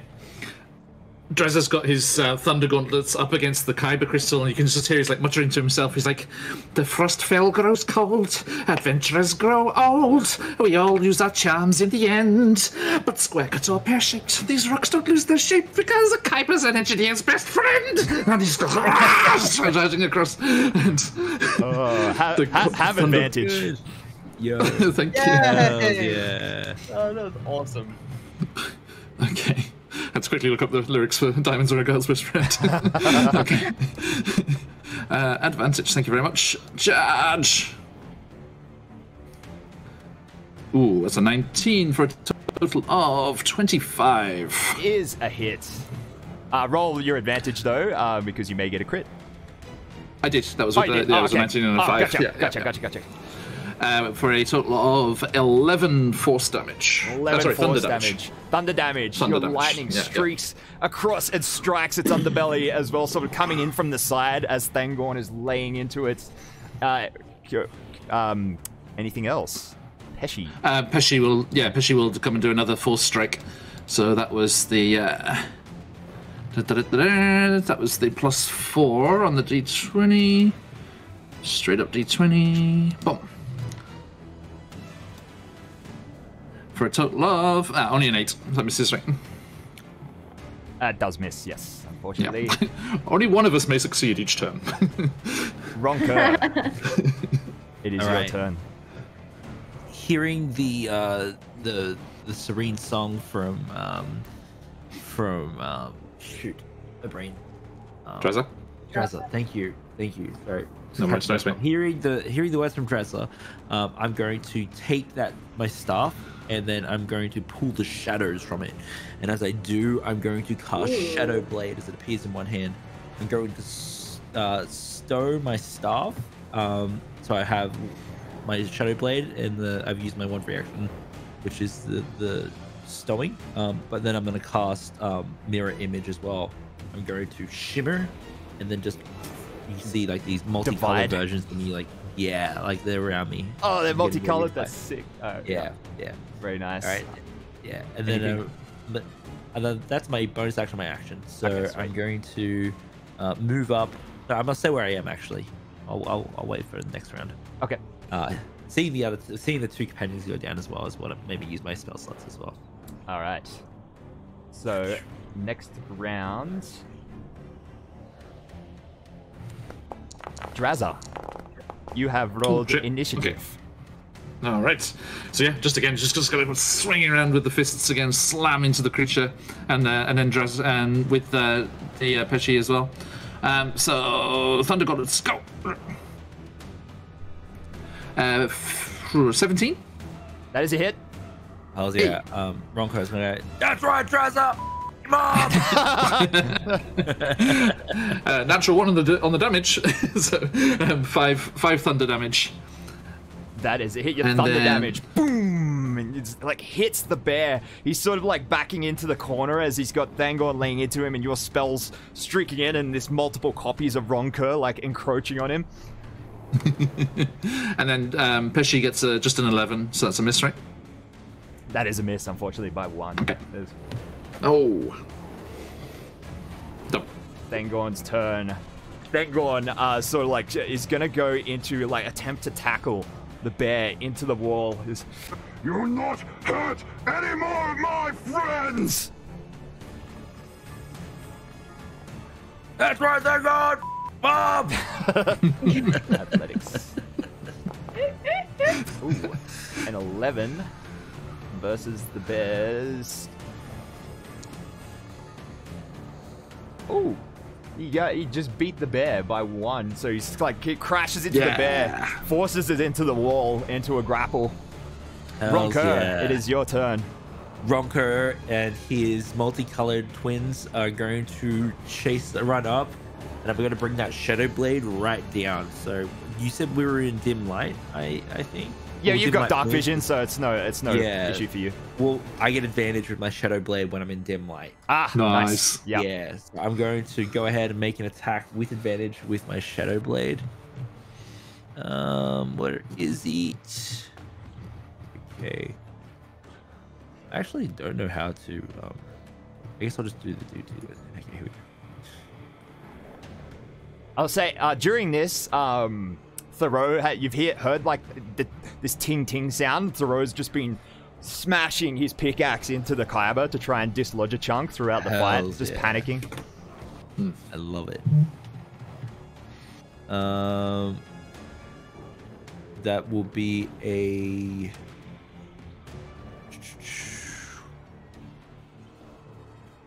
I think it's it's somebody missed. I think it's a 13. Double check. 13 is a hit. Oh, 13's a hit? Yeah. I'll see it. All right. That'll be 12 psychic damage. 12 psychic damage. As you plunge your Shadow Blade into it, Ronker, you see this, the Shadow Blade's psychic resonance rushes up into the bear's head, and it's just groans in pain, and just a sudden change of its demeanor. It goes from savagery to like a cowed animal. Hells yeah. Collapses forwards over Thangorn. Thangorn just sort of like pushes it out of the way as it hits the ground next to Morrigan. I'm also going to whip in with sleight of hand and just grab out my dagger, using my other free action with an item to bring out the dagger and make a dagger attack as well. Okay. As a bonus you action. just double tap him as he's falling down to the ground. Yeah, you sink your dagger to him. There's a splash of blood. As the bear hits the ground with like an earth-shaking shatter. And there's a brief second, everyone panics. You begin to try to tend to Cass and Morrigan. And then, actually, Cass, can I get a save against death from you, please? That'll be 5 no. damage. Pretty please. I succeed. Succeeds. You watch as his form suddenly shrinks and begins to change. It begins to it doesn't really change much in height, but his bulky, sinewy, bare body begins to withdraw. It stays hairy. It gets skinnier until it forms a wiry, hairy Goliath with sort of pointed ears, like he's part shifter or something. Wait, me? No, the bear. The bear. Oh, Jesus. Yeah. Okay, Yeah, no, not you, bear. Not you guys. It went from the death save, and then I thought I made the check, and then it was like suddenly I turned into a Goliath. Damn it! Sort of, My secret is uncovered. I'll look over to Cass, and I'll look over to Drazza, and I'll go, it would be so easy. That would be unfair. And I sit down. I'm going to try and stabilize. Yeah. Cass. Yeah, fair fight. Right. While you're stabilizing Cass, Ronker, the Goliath has sort of like fallen right next to Morrigan. Morrigan, as you're sort of laying there, like head to the side, sort of choking on your own blood, and the Goliath makes eye contact with you, and you see he's an aged Goliath, sort of years of crow's feet and wrinkles over his face, and just sort of like, he still even has fangs back in his human form, just sort of this animalistic aspect about him. And he's sort of like choking and bleeding through his wounds. He sort of reaches out a trembling arm and like places it on your face. You understand he utters a few simple words, even through the time and sort of debased nature of his ancient language, and you understand a few words that come out of his mouth. Forgive me. I have failed.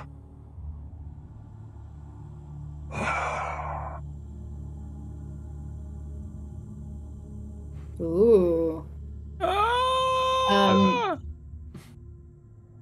I think I just continue to cough up blood. And I try and speak, but I can't, not with my throat being ripped out. Yeah. So I got a 20 for the stabilization check against Cass. Easy. I'm gonna run over to Morrigan. Alright, as you... Oh, sorry, go on. Does it look I'm gonna be able to stabilize Morrigan with like bleeding jugular? No? As you arrive at her side, you see she's stopped breathing. Hey, shh. Her stare is vacant. It's okay. It was a glorious death. Ronker, fix her. Glorious death. Fix her. Good. I can't, Drazza. She's gone. And my glitter beard will be stained red with blood. His whole Morgan. Okay. It's alright. As you hold her, Ronka, and you notice the Goliath on the other Goliath that the bear shifted back from sort of moves one last time. The hand that was on Morrigan's cheek sort of fell to the ground as you picked her up, and it moves one more time, and he sort of reaches towards the Kyber crystal as Thoreau just brings his pickaxe back for one last hard swing. No. Thoreau swings it forwards. There's a resonant ting noise as he hits the, strikes the Kyber. A shard splinters and falls off. And like a air escaping from a balloon that's been released, a black mist begins to seep out of the core of the Kyber shard. Oh, shit. Uh-oh. What the hell is this? It was a change. Can I do an Arcana check? Yeah, do an Arcana check. Through, get back! Get back! That's a dirty 20. Dirty 20. Yeah. This you know very well the Kyber Dragon Shard is used for bindings like holding elementals or other planar beings in place, and there is definitely something inside this, and it is seeping out at speed. We've released it. This isn't natural formed. It was a prison. Prepare for a fight. This black mist begins to surge in. The purple light of the Kyber fades out. The room goes dark as this black roiling mass, and at the core of it, this purple luminescent glow like two giant eyes begins to sort of scan around the room like a purple Sauron. And I'm just, where's my change? Change? Dresser, at my side now. Thangoon, come together. Step behind Thangoon. I say this like in I would say this from experience in gladiatorial battles. Sometimes they surprise you with like another feature, like another monster being thrown in. So it's like regathering. We got to gather up and ready for the next push. This isn't our last fight. I can't speak for the rest of you, but this isn't where I die. It seems the smoke encompasses like the area of the room where the shard was, and you hear a voice resonating from all around you all. So Cass, you've been stabilized, so you've sort of gained consciousness as well. You're sort of like getting to your feet as this is happening. At last.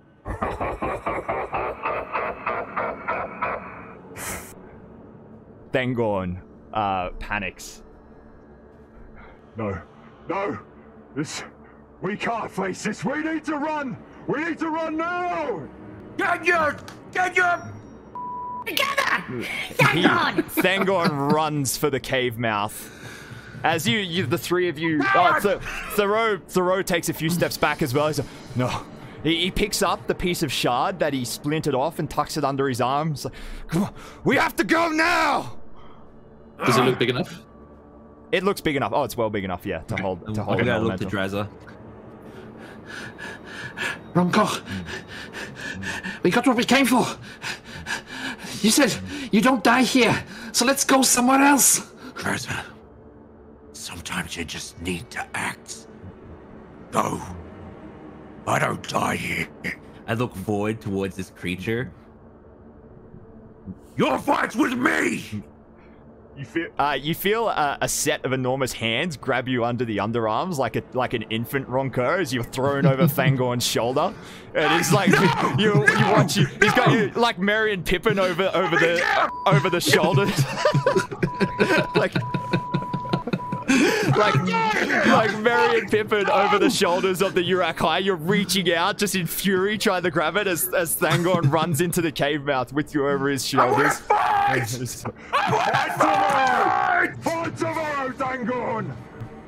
You watch the last sight you see of the cave is just this black mass, roiling mass swelling outwards and just taking up every inch of the cave, Ronker. As Thoreau sort of throws one arm over you, Cass, as well, and sort of like runs. And like you look back and just watch the limp bodies of Morrigan and the Goliath be encompassed by this black mist as the rest of you flee up the cave mouth. And we'll take a 5-minute break. Sick. And we'll be back, and we're gonna say farewell to AJ and Morrigan. She's gonna duck out of the session now. So thank you so much for AJ for coming back. Do you want to do a quick plug before we sign you off? I'll do a quick plug. Hi, I'm AJ Winters. I'm a world builder, DM, and player on the internet. You can find me over at WintersTales, my YouTube channel, where I world build. I am building a world one step at a time that I'm going to host and DM a game in next year. We've started production and I'm very excited. So go take a look at my socials, WintersTales Co, to stay up to date with all of that jazz. Sweet as. Thank you so much, AJ. Yeah, we're going to take just a very quick break, ladies and gents, so we can just take a toilet break and maybe grab a drink, and we'll be back very briefly for the final part of this adventure. So we'll see you soon. Be right back, screen. Hell yeah. So we're in. Let's see. Hello! I am not Ronker. I am the DM. Hang on. Let me just fix that. Are you sure? Are you sure? Well, I mean, on some level, are we not all Ronco? Oh, yeah, of course, of course. What do I need to be here? That needs to be number 2. So Dread, you need to be Drazza. Oh man, I haven't practiced this accent. I know that everyone's getting it down pat. I can't do that accent. I want it though. It's such a great accent. Ooh. Scouse. Yeah. Okay, sweet. Scouse. So just bear with me one sec, ladies and gents, as I move these cameras around. Shuffle. Here we go. What is the insect race from Dungeons and Dragons? That would be the Is it Thricreen, right? Yeah. So I don't think the spelling's wrong. Yeah. Thricreen. There's me. I need to go over here. That latest Unearthed Arcana with all the Spelljammer races in it. Eh? It's like, ooh. You know, I actually have a in my world. I took something from the Pathfinder setting, and I have in my world insect were creatures. So it's like they're not mammalian. They're called entomorphs. Or endothropes, sorry. Endothropes. Okay. Yeah. Cool. And it was based off like the because Paizo released in first edition like a bunch of like were spiders and insects and things like that. So I love that. Love that combination of entomology and lycanthrope. It's so cool. Yeah.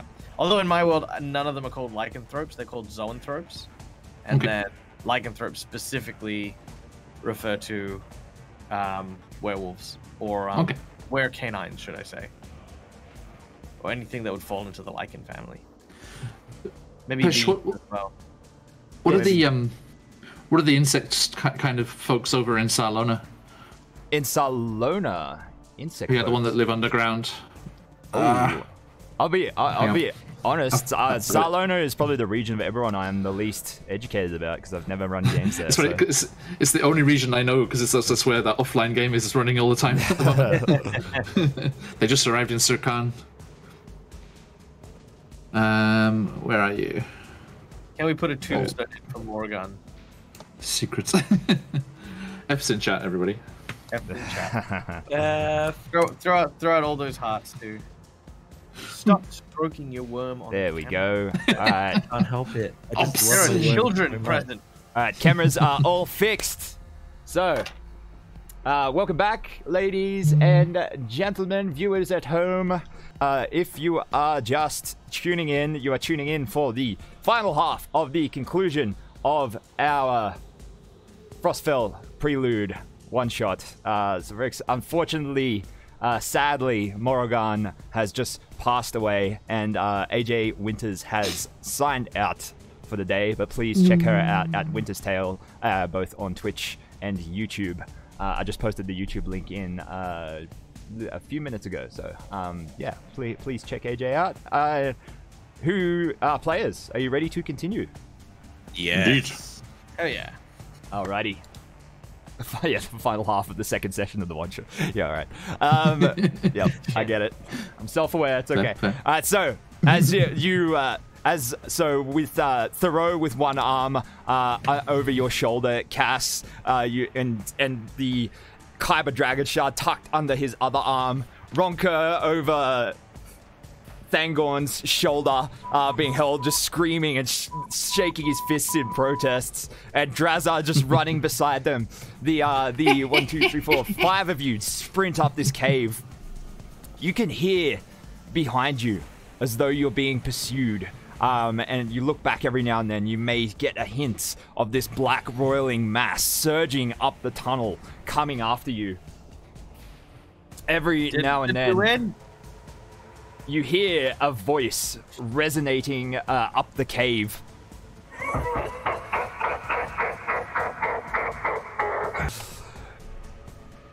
Nope. Didn't win.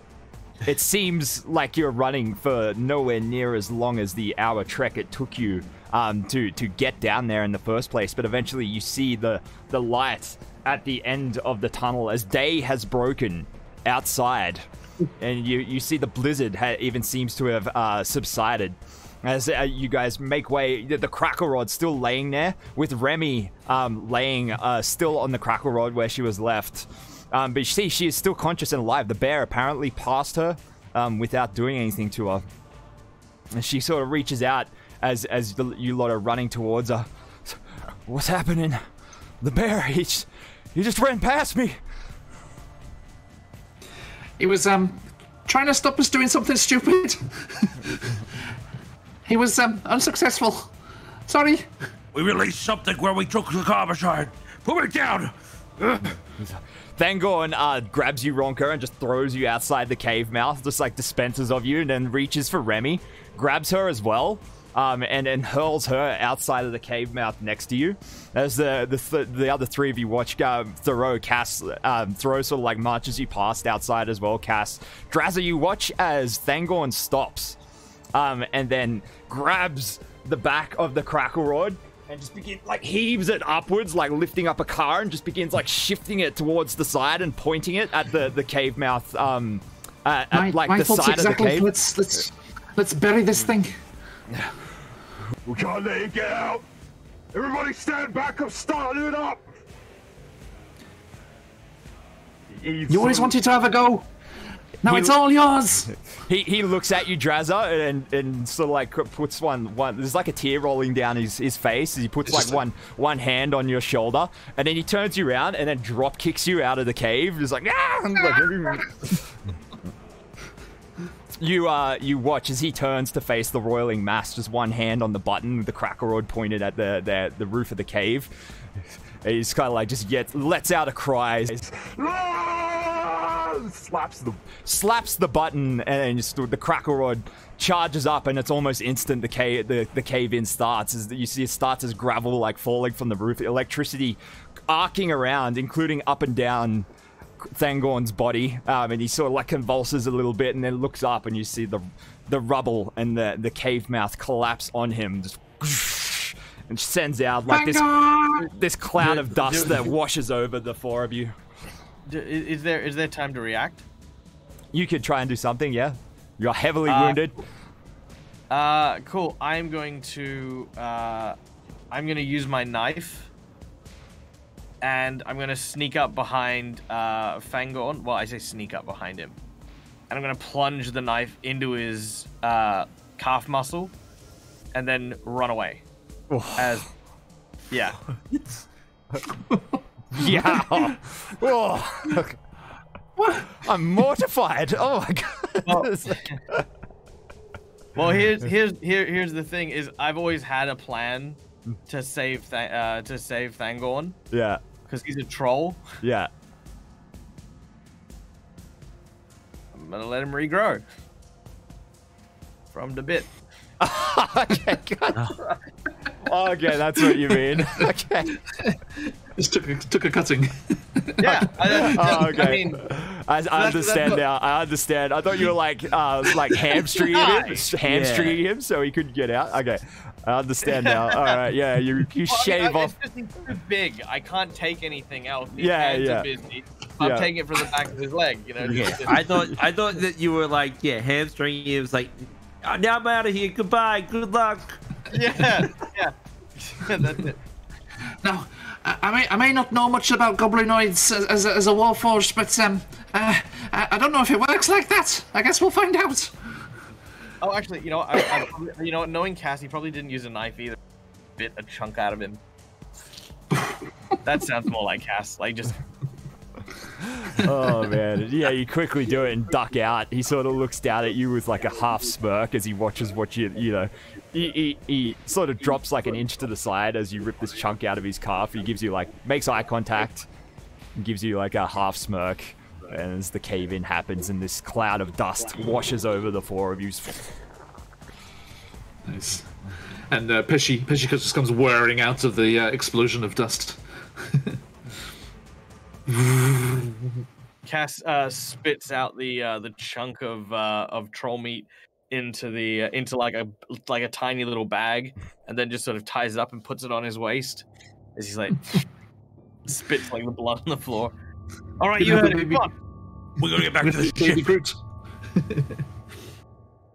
All right, so what is the plan? So you turn. Oh well, Thoreau picks sort of dusts himself off and like holds the shard out in front of you all. Are the Moorbounders there? The Moorbounders are out the front. Yeah. All right, Thoreau, it's okay. I've got a special rapport going on with these beasts. Now, you lot, come here. Come on.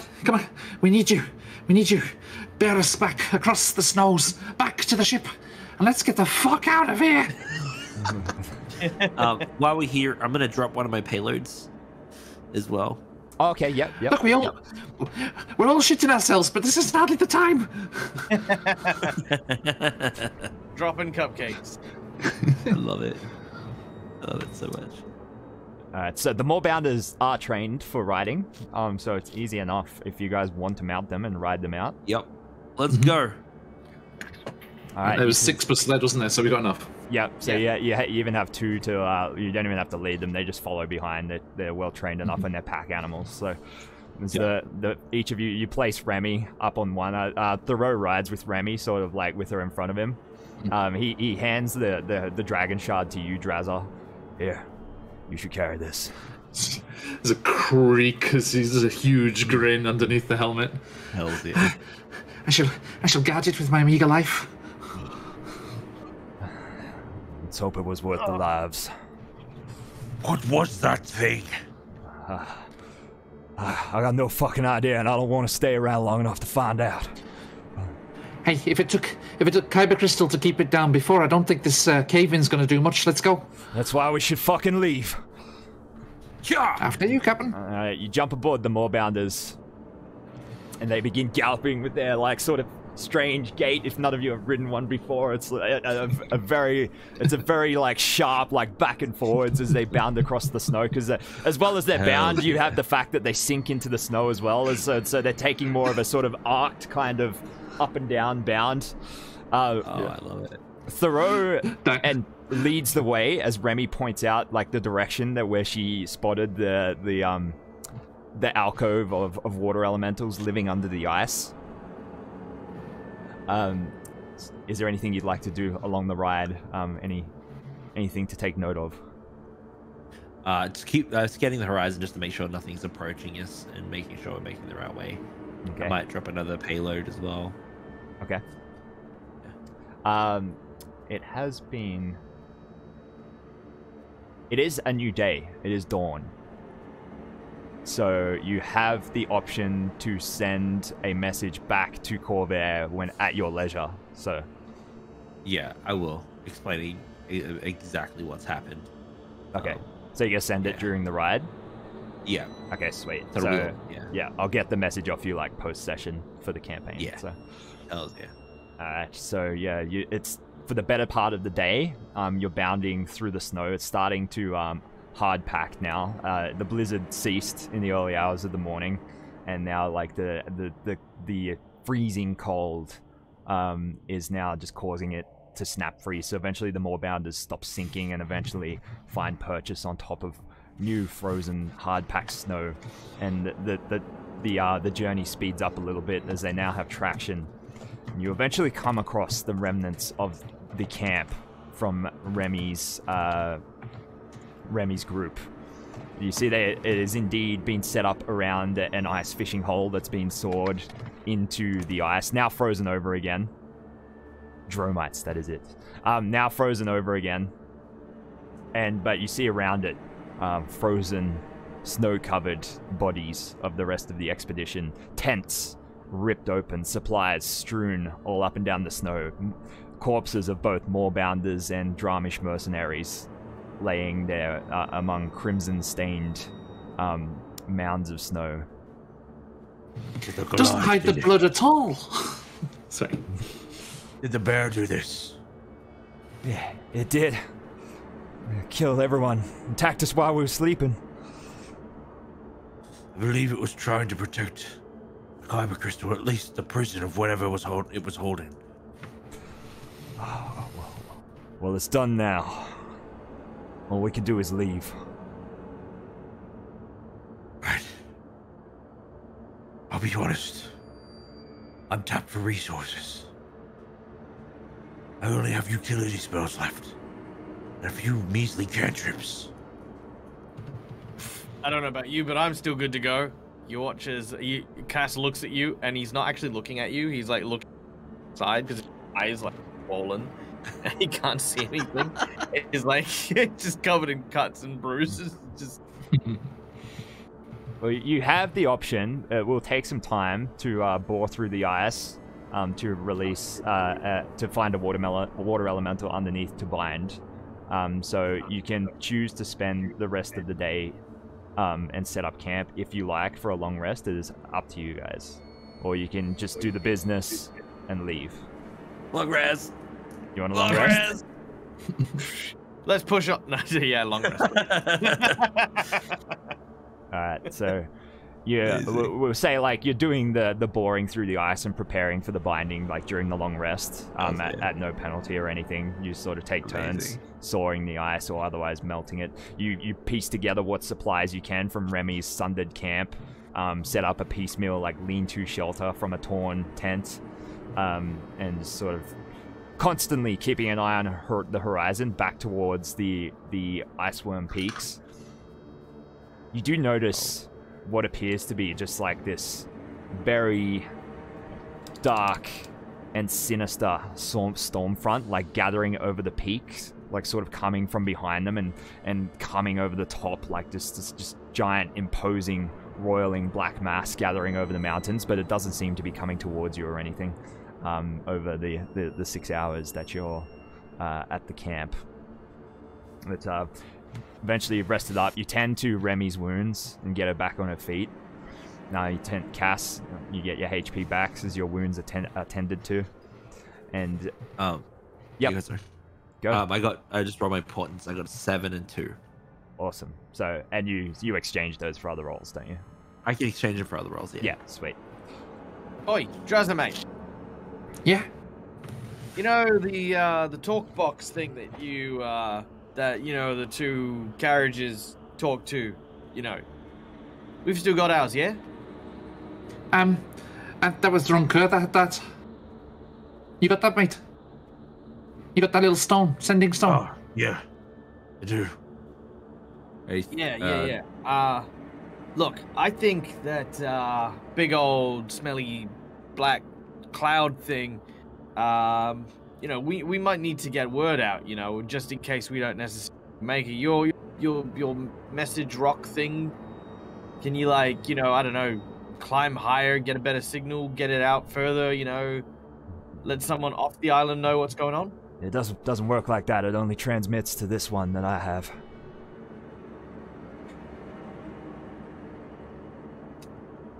You got a bird? Afraid not. Well, what about you guys? Any ideas? Yeah, if only there was some way to get a message back. If only. Let me check my spellbook. some line of communication to the outside. Yes. Some sort of teleportation thing that transmits phonically. We can call it a telephone.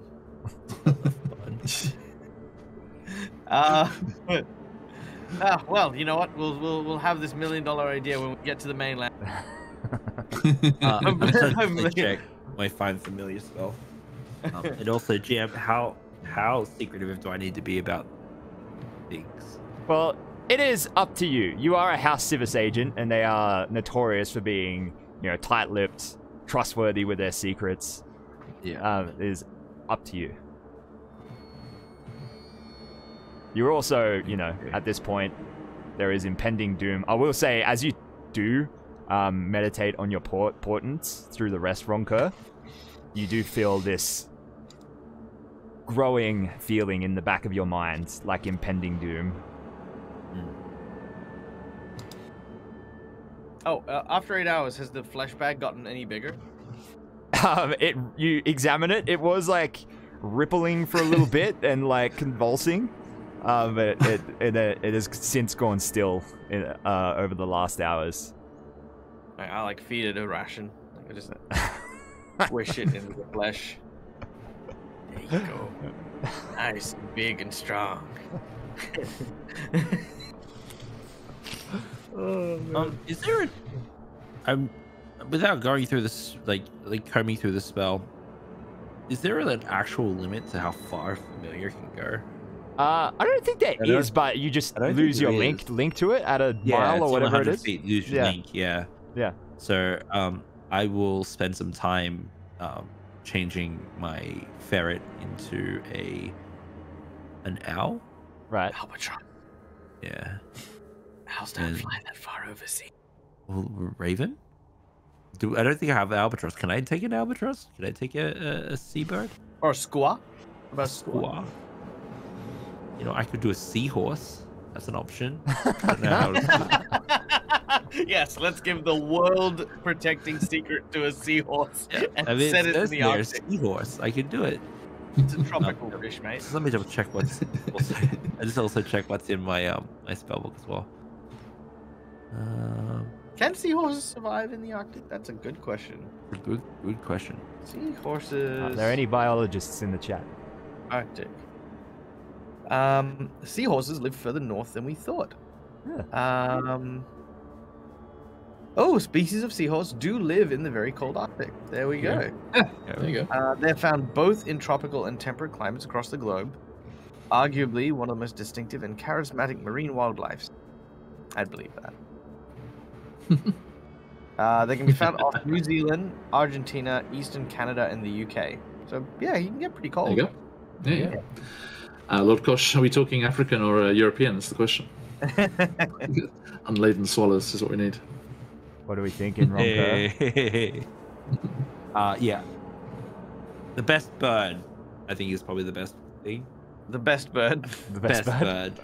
The best bird. The best bird. Pelican, or maybe something that can, take rest. Yeah, but I mean, you can reskin your bird familiar as whatever bird you want. It's okay. Yeah, okay, cool. I change it to a bird. Okay. And then I'll say, this is my familiar. Should be able to travel. Exactly. Your bird. It looks exactly like Drazza. It's a small blue tit. I looked at Drazza. Things that come out of your mind.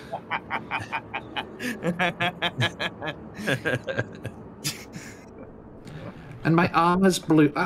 Yes, and blue. Yes. Cass nearly dies, and he's still a jerk. Yeah. To the bitter end. But what bird is it, Fred? Seagull? How about a seagull? A seagull? Will a seagull survive? Yeah, seagull survive. Okay. Binge. Oh,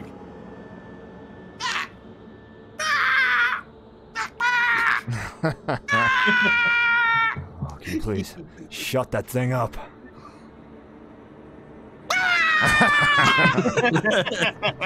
Oh my god. Why does it look like that? We've been through some things together. So what are you doing with said familiar?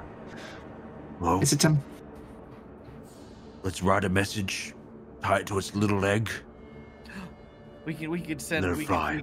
could put the meat bag on it. Well, it's Too heavy for the bird. will it have time to deliver the message before they put it out of its misery? Well, yeah, because if the message doesn't go through and the meat survives, then it becomes then it'll become Fangor, and then Fangor can tell everyone. Has the meat bag grown at all? It's not growing. It doesn't see. It was wiggling, but it didn't seem to gain any biomass, and now it's still, and it's got a ration jammed in it. So. Look, Cass is not smart. My intelligence is 8. I want to point out. And I'm no biologist. I'll write a message Yep. giving the details. Then I'll check it in with everyone.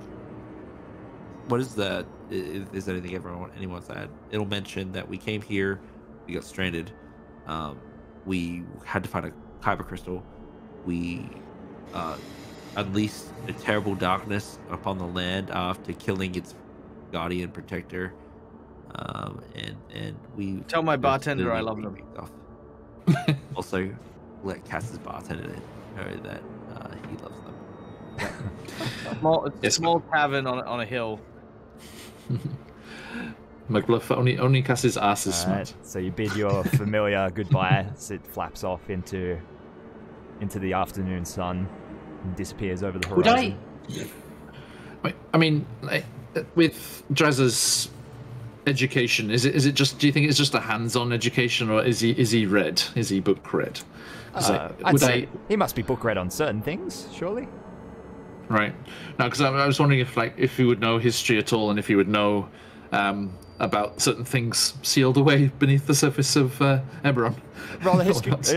Roll a history check. Let's see what. It will be. This is ancient history, so it will be a high DC. But you never know what Drazza might have picked up in a book somewhere. I'm proficient in history as well. Okay. Anyone can roll a history check. Go for it. Yeah, I got 23. So Okay, pretty big. I got 25, John. Lordy, you did it! I got a natural 20. Yes. Okay, so it was a DC of exactly 25 for some. Oh wow. Yeah, Okay. for some information and 30 for like good information. So, Ronker, it's a vague recollection, like shreds of lore embedded in like the most ancient histories of the world of Eberron. But you recall stories passed down through the ages, supposedly propagated by dragons that have passed the tales down, the dragons that reside in the continent of Varganessen and basically don't interact with anyone. But there is legends of like demonic overlords that battled against the dragon hundreds of thousands of years ago, and that were imprisoned and hidden throughout the world.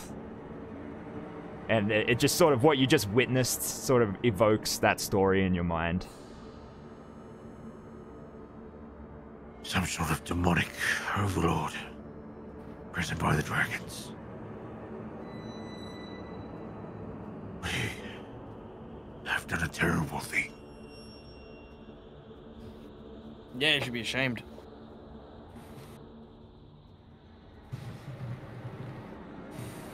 Well, if we can't get out and warn people, I say we stand and fight.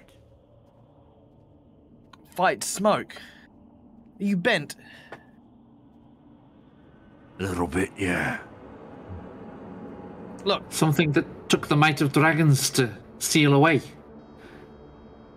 You say we fight that? We can only try. I'm not even saying I believe that story, but even if it's true, we're like ants in this. We have to leave. yeah, look, I'm all for a good fight, but as far as I'm concerned, there's no fight in smoke. I mean, sure, maybe if we went back, got some wizards, did a thing, you know, but that's their business. If I can't punch it, I'm not interested. There is no difference between the arena sands and here. Life. No. Sometimes you don't get to choose.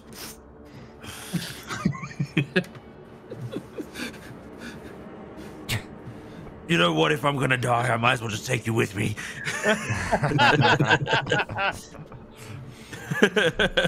Feelings mutual, Sparkles. Beautifully put. Beautifully put. So, you've sort of come to the end of the rest, and the hole has been dug through the ice. So the Thoreau finishes it with like one last stomp, and like forces the circle of ice like down into the water, and like leaving a vacant hole with the deep green hue of the waters sort of sloshing down beneath. Drazza. Yeah. The shard. Bring it. Here you go. Be careful. It's one of the most expensive jewels in the whole of Eberron. Quite the price we've paid. Indeed. Let's hope it was worth it. He places it next to the hole, and then reaches through his pack, opens a scroll case, and pulls a scroll out, and kind of like looks at each of you. I jump in the water. What? Do you actually? Like, what? Cass, what are you doing? Just let him go. Just let him go. Out of his damn mind. Cass is gonna swim down and try and piss off one of the elementals. He kind of like looks back at everyone else still outside the water. He's like, "Hey, y'all better stand back. No doubt he's gonna piss it off." He called me bent. Cass, as you're swirling around in the water, and you do like, there's nothing at first, just like there's this, your vision is just like this endless green with like every now and then like a ray of sunshine like coming through in patches of the ice underneath, and just like this serene, silent, freezing cold silence. And then you feel something, like something brushing against your leg. You hear like the surging of water, just you see forms like circling around you in the water, just like surging around, and then you see something form in the water, the shape of a face, like it's mimicking you, like this like it's making fun of you. This reflection of your own face in front of you just kind of like opens up, and it's kind of like forms around you, and you just begin getting bludgeoned by these water elementals, and you begin getting thrown around and surged. I need an athletics check to swim. Yep. There's movement. 13. 13. Oh, you begin like yeah, it's pretty hard to swim against all this turbulence, and you begin like trying to lead them back to the hole, and you find yourself getting pulled under, and just like with this moment of panic as you realize you might actually run out of breath. What else would you like to try? Oh, so if they're actually battering me, because I did have a strategy for this. Okay, let's do it. As Cass is getting battered back and forth under the waves, this surge of energy sort of flows up his body, and his horn once again creates that big flaming mohawk, which is like bright blue and peacock colored. Like, well, if you know what a cassowary looks like, it's that colored, that brilliant, striking color. As he then swirls his head and uses Hellfire Rebuke on the elemental. All right, sweet. Just roll the damage for it. Yes. Take this. Random water.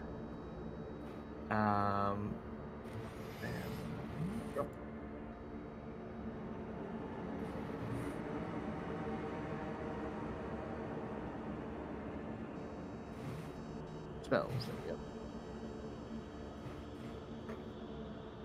Alright, that is 20 damage. 20 damage, dude. Yeah, Cass, you just like erupt. There's this colorful display of water and like steam and bubbling being created by the flames erupting underwater.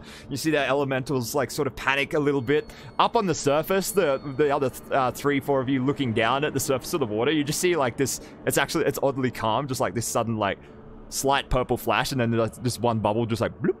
And then like underneath it's just like this epic like torrent of flames as Cass is just like going like Super Saiyan, and then there's So good. And I look at the face of Cass, and I'm just like, as I give him the middle finger, and then I'm going to use my key point to use Step of the Wind and Misty Step, kind of using the flow of the currents to kind of push myself next to the entrance, or next to back to where the ice has been cut. Nice. Misty Step. Cass suddenly appears, just like whoosh, there's a splash of water. He like pulls himself out of the hole, and you kind of like look behind. Oh, my nipples would cut diamond. You look back to the surface of the water. There's this sudden explosion. The water elemental towers out of it, taking the form of let's say what would we have seen around here? Something dangerous. Ooh, I'm gonna say a purple worm, actually. Oh no, what are those other things? No, what are they called? Remoras? Remoras, that's it. Yeah, Yeah. The water taking the form of a Remoras just kind of bursts out of the water. Looking up at it, Thoreau starts reciting and making arcane gestures and reading from the scroll that he's holding. And he kind of looks up at it. You will not serve us, but you will surge for us. He finishes the incantation, and the binding, the Kyber crystal explodes in just like this binding magic that grips it, and there's like these purple tendrils of energy that just kind of like grab around it, and it kind of like pulls against it. It's like it kind of like gets pulled down into the Kyber crystal, and just kind of like shrinks and gets like sucked into it like a piece of spaghetti, and then all of a sudden the water goes still. And the Kyber crystal just begins to pulsate with this same purple energy that a Kyber crystal holding an elemental usually does. Is that how those are made? I've been using them all my life, and I've never seen one made.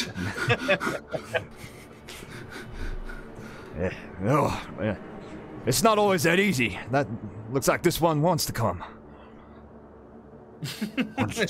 He wants to finish me off. It's like He wants another stab at Cass. All right. Well, get all loaded up. Let's get out of here. You load up the moorbounders, you jump on board, and you begin bounding towards the coast. At this point, the sun is setting, so you are traveling overnight again, but the weather stays mostly clear. There's no blizzard, just the freezing cold darkness as the wind and every now and then a fleck of ice hits you in the face as the moorbounders carry you across the plain and through the dark or through the night. The sun begins to rise in the distance as you managed to it's not too exhausting because you did long rest through the day, but tired from galloping for hours as there is this hint of sunrise in the distance over the ocean. Ronker. Hey Ronker, isn't that like a black and white, black and yellow striped fur beast over there right now? How do I feel about this? You do feel the impending doom is like hanging over you like a cloud, just dampening your spirits. Yeah. 14 on my bluff check to you make did it see that. You see there was. You said there was sunlight over the horizon. Yeah, the sun's beginning to creep over the horizon. Ronko will close his eyes and let the air sting his lungs as his face drinks in the light from the horizon. I'm ready.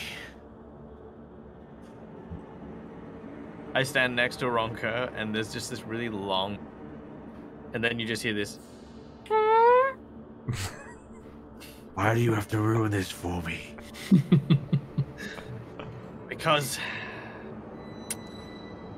there's no fur. Just you and me. Breathe it in. It smells like eggplant. He's not eaten any. I told you not to ride downwind of him. You can just take it in. I try to hold on to Ronco. You're going to hear. Oh my god.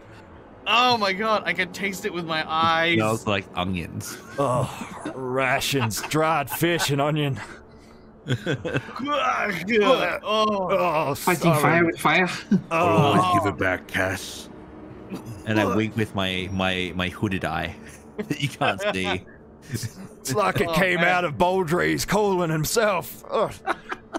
oh my god. Oh, the bear should have just taken me.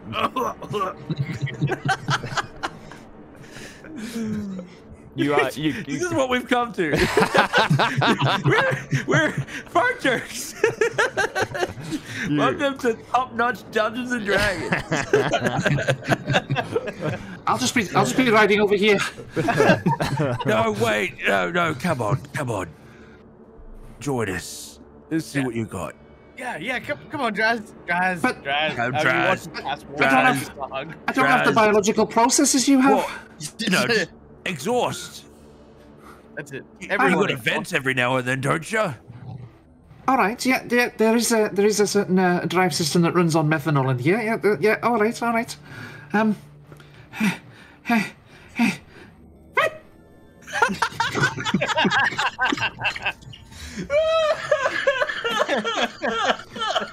How'd I do? What's it smell like? That chef's cooking grease, whatever it was. WD-40 is what it smells like. Yeah, absolutely. Amazing. So good. With a little kind of iron tang on the back. Yeah. Very efficient. Here's Peshy trying to figure out how to make a challenge out of this. You resume galloping again. You crest the horizon of the tundra and gaze down as it slopes down in front of you, and descends down to the ice sheet of the ocean. Not far, a few kilometers in the distance, you spot the ship. Your elemental galleon where you left it, frozen in the ice. You see there's like spikes of ice have like froze in the cold nights as the ocean has refrozen around it. It seems to have been like pushed out of the ice a little bit. It's sort of suspended by these spikes of ice that have emerged, sort of gripping it like tendrils. As you Thoreau turns to you on the back of his Moorbounder, sort of holding the with Remy in front of him, and sort of looks over at Drazza, who's holding onto the Kyber Dragon Shard. We made it. We're nearly out. Yeah. Now, Cass, you go and bust up that ice, and I'll get this crystal in the engine. Yeah, you're right. You coming, Ronka?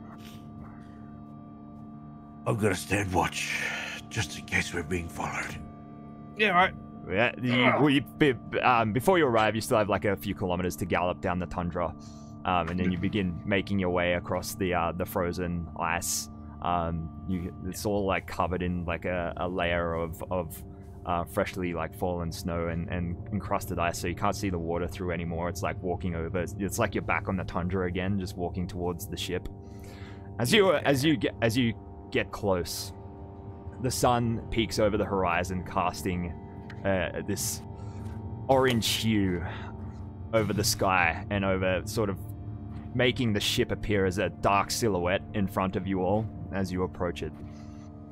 Ronker, the image in your mind's eye of the ship in front of the sunrise begins to stir as it is happening in real life, and you feel your grip tighten on the reins of the Moorbounder. As you approach, you see figures. You see figures moving around on deck. You assume Winry and the rest of the crew that stayed behind, tending to repairs and perhaps removing the ice. And you arrive next to it. The orange hue of the sunrise just seems to be illuminating the snow like around the boat, and just as you look up at it, it's like fire burning above the ship in sort of like this dark silhouette lodged in the flames. And you look up, the figures on the deck walk over to the railing, gazing down at you. You sort of all look up towards them, Drazza holding the Kyber Dragon Shard high, and Thoreau sort of like holding a hand up, like waving towards the crew. But you see, it's not the crew looking down at you. Winry and the rest of the crew are nowhere to be seen, and instead looking down. A company of Rakshasa. Oh shit. Dressed in red robes, crimson red robes, the one at the front holding a staff. He sort of looks down at you, Ronker, and you see, again in your mind's eye, the black and orange striped fur as the fangs, the sort of mouth sort of forms, the front Rakshasa forms this sinister grimace looking down at you all. From next to you, there's a sudden Cass falls to his knees. Turn and look at him. You begin to convulse Cass. And as you all turn and look, Cass's eyes begin to glow a purple. His mouth flings open, his head flings up to the sky, and a black mist begins emitting out of his mouth, pouring out just like the Kyber Dragon Shard back in the cave. As the sunrise fades, the darkness encompasses you all. You hear one last time as darkness takes you, the laughter coming from within the shadow.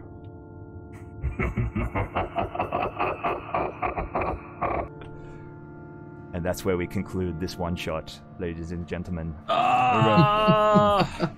Amazing. So close. So good. Yes. Questions are brewing. Fucking loads of dust. I love it. So good. Amazing. Woo! We did it, guys. Oh, We good did luck it. to your players. Warmed it up nicely.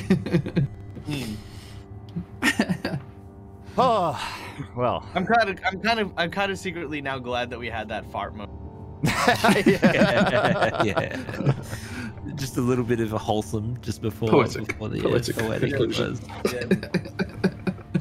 Oh man, thanks so much, guys, for this whole thing, coming back for a second session and just doing this with me. It was a lot of fun. Hell's yeah, anytime. I'm 100%. So what we're gonna do? So Ronker has been sending messages back to the mainland each morning on his long distance. What do we call it? The telephone. The telephone device. Telephone technology. So I'm gonna get the messages that he's been sending back of him post session, and the messages that he sends back will form kind of what sort of, perhaps, who knows, maybe a rescue party, maybe an army following in your wake. But we'll find out when the campaign continues. Campaign starts rather. Starts. Yeah. Either later this year or early next year. So. Oh my god. Awesome. I'm so excited to see what That's so happens cool. as well. Awesome stuff. The seeds have been planted. Let's see how they take root. Lots of seeds. Yep. So many. Rakshasa. Yo, what? Yeah. So cool. So one of the most interesting bits of Eberron lore is so good. I used that same picture in a dream sequence a long time ago. Pesh. It's such a good picture. Oh, it's like the most sinister. Rakshasa. Yeah, it's like the most sinister Rakshasa picture that like out there. It's really cool. Yeah. Yeah. Yeah. So love it. good. Sweet. Well, thanks so much, guys. I know we're all a few of us have things to do and places to go, people to teach and whatnot. So I'm gonna open Twitch 1 second and find ourselves a raid target. Raideroo. Also, thank you so much, Calindria, for the 100 bits earlier. I just saw that on the queue. Thank you so much. Appreciate it. And thank you for the gifted subs today, guys, and all the support, the new follows. Really appreciate it. Thank you so much. Can I suggest a raid target? It's a little D&D orientated, but given that we are so close to it, as many of you guys know, I've been promoting the Fool's Gold Kickstarter for Team Dingo Doodle. Final boss Felix, one word, is the channel for Felix, the GM, who is currently doing a art stream with Dingo and Gothy right now. Sweet. They've just come online. So Sounds Yeah, good to let's see me. this guy. Well, before awesome. we bid farewell and raid final boss Felix, let's go around the table. Let's do some plugs, starting with Dag. Plug. Hi guys, my name's Michael. I'm the DeadAussieGamer. I'm not terrorizing people with a drunk Aussie cast. You can find me over on my Twitch channel, twitch.tv/DeadAussieGamer, where I run a bunch of games almost every day of the week now. I also feature on a bunch of different channels, so just hit the Google and you'll find me everywhere. I don't have anything big coming up. Next week on Saturday, I've got whatever time it is for you now, 2 hours ago. That's time-wise. Next week, I'm gonna be with Careful Cantrip doing some stuff. But yeah, other than that, just hanging out, chilling with these fine people. Sweet, thank you so much. Dags, the Dead Aussie Gamer, aka Michael. Next around the table, Josh, the Dreaded DM. Yo, hi, I'm Josh, the DreadedGM. You can find me on the Twitch channel, DreadedGM, or if you want, you can jump over to our YouTube channel and hit the subscribe button there, because we're uploading our VODs there all the time. Lots of cool stuff happening very soon. I love creativity, community, collaboration, and all that cool stuff. So whenever I get a chance to sit at the table with these fine folks, I jump and bite at the bit for it. So it's been awesome. But yeah, thank you so much for having me. I had a blast, and I cannot wait to do more and see more L's here. No worries. Thank you so much, Josh. And last but definitely not least, John from Phoenixiwaki. Thank you. Yes, I am John from Phoenixiwaki, and it was a wonderful time to be with all of you wonderful people, as always. We run a bunch of campaigns over on Phoenixiwaki. We have Realm of the Frost Maiden, Out of the Abyss, our homebrewed Ravenloft campaign, which has just started rolling, and our Center's Tyranny, the preview of the upcoming fabulous adventure from CZRPG over on the Sea of Fallen Stars. Really cool stuff going on there. That just got started as well. And then next month, the start of December, we're kicking off the World Beyond the Witchlight campaign, which is going to be so good. I cannot wait. So just loving reading through it at the moment. And then, last but certainly not least, we have Candlekeep Mysteries, which is always a good time. Although not today, we're taking a rest today because of family things, but we will be back with that soon. Cool. Thank you so much, John. And of course, I'm chucking everyone's Twitch channels in the chat now. So if you haven't checked out our cast today, guys, please check them out. And also, do not forget to left us earlier, sadly, as her character passed away. AJ, aka WintersTales. Please check her out as well. She world builds on YouTube and is starting her Twitch channel, I believe, as well very soon. The channel is active. You can go follow. So please check all these fine folks out. Here comes John's, and here comes AJ's. Yeah, and a huge thank you to Pesh for having us and for this awesome story. Pesh, thank you so much. Yeah, dude, It's been amazing. Always a pleasure. Oh, and we'll self plug. This is Tales of Pesh. I do D&D content creation and music production, so you can catch me here on my YouTube channel where I produce my Eberron historian lore series, and on Spotify where I release music periodically. Haven't released any for a while, but I'm working on some. You can also check me out on Patreon. It's undergoing a revamp as I eagerly await Forgotten Adventures to update their commercial license, which is really ground it to a halt in the last few months, so hopefully they get that done soon so I can continue it. But I churning out on Patreon is monthly maps, music. Some of the music you heard tonight was my own that I made, and I am world building as well, working towards releasing my own book, and I think I'm going to release it in bits and pieces on Patreon. So like full art races and supplements for gameplaying and a lot of lore, and I'm learning art because I definitely can't afford to commission art for an entire book. So I've been learning how to illustrate, and I've learned how to 3D model this week, which has been a lot of fun. That's so cool. So Nice. it's gonna be a long thing. It's gonna be over a long period of time, but please tune in for that. It's a very strange very, very not standard fantasy world of very weird things.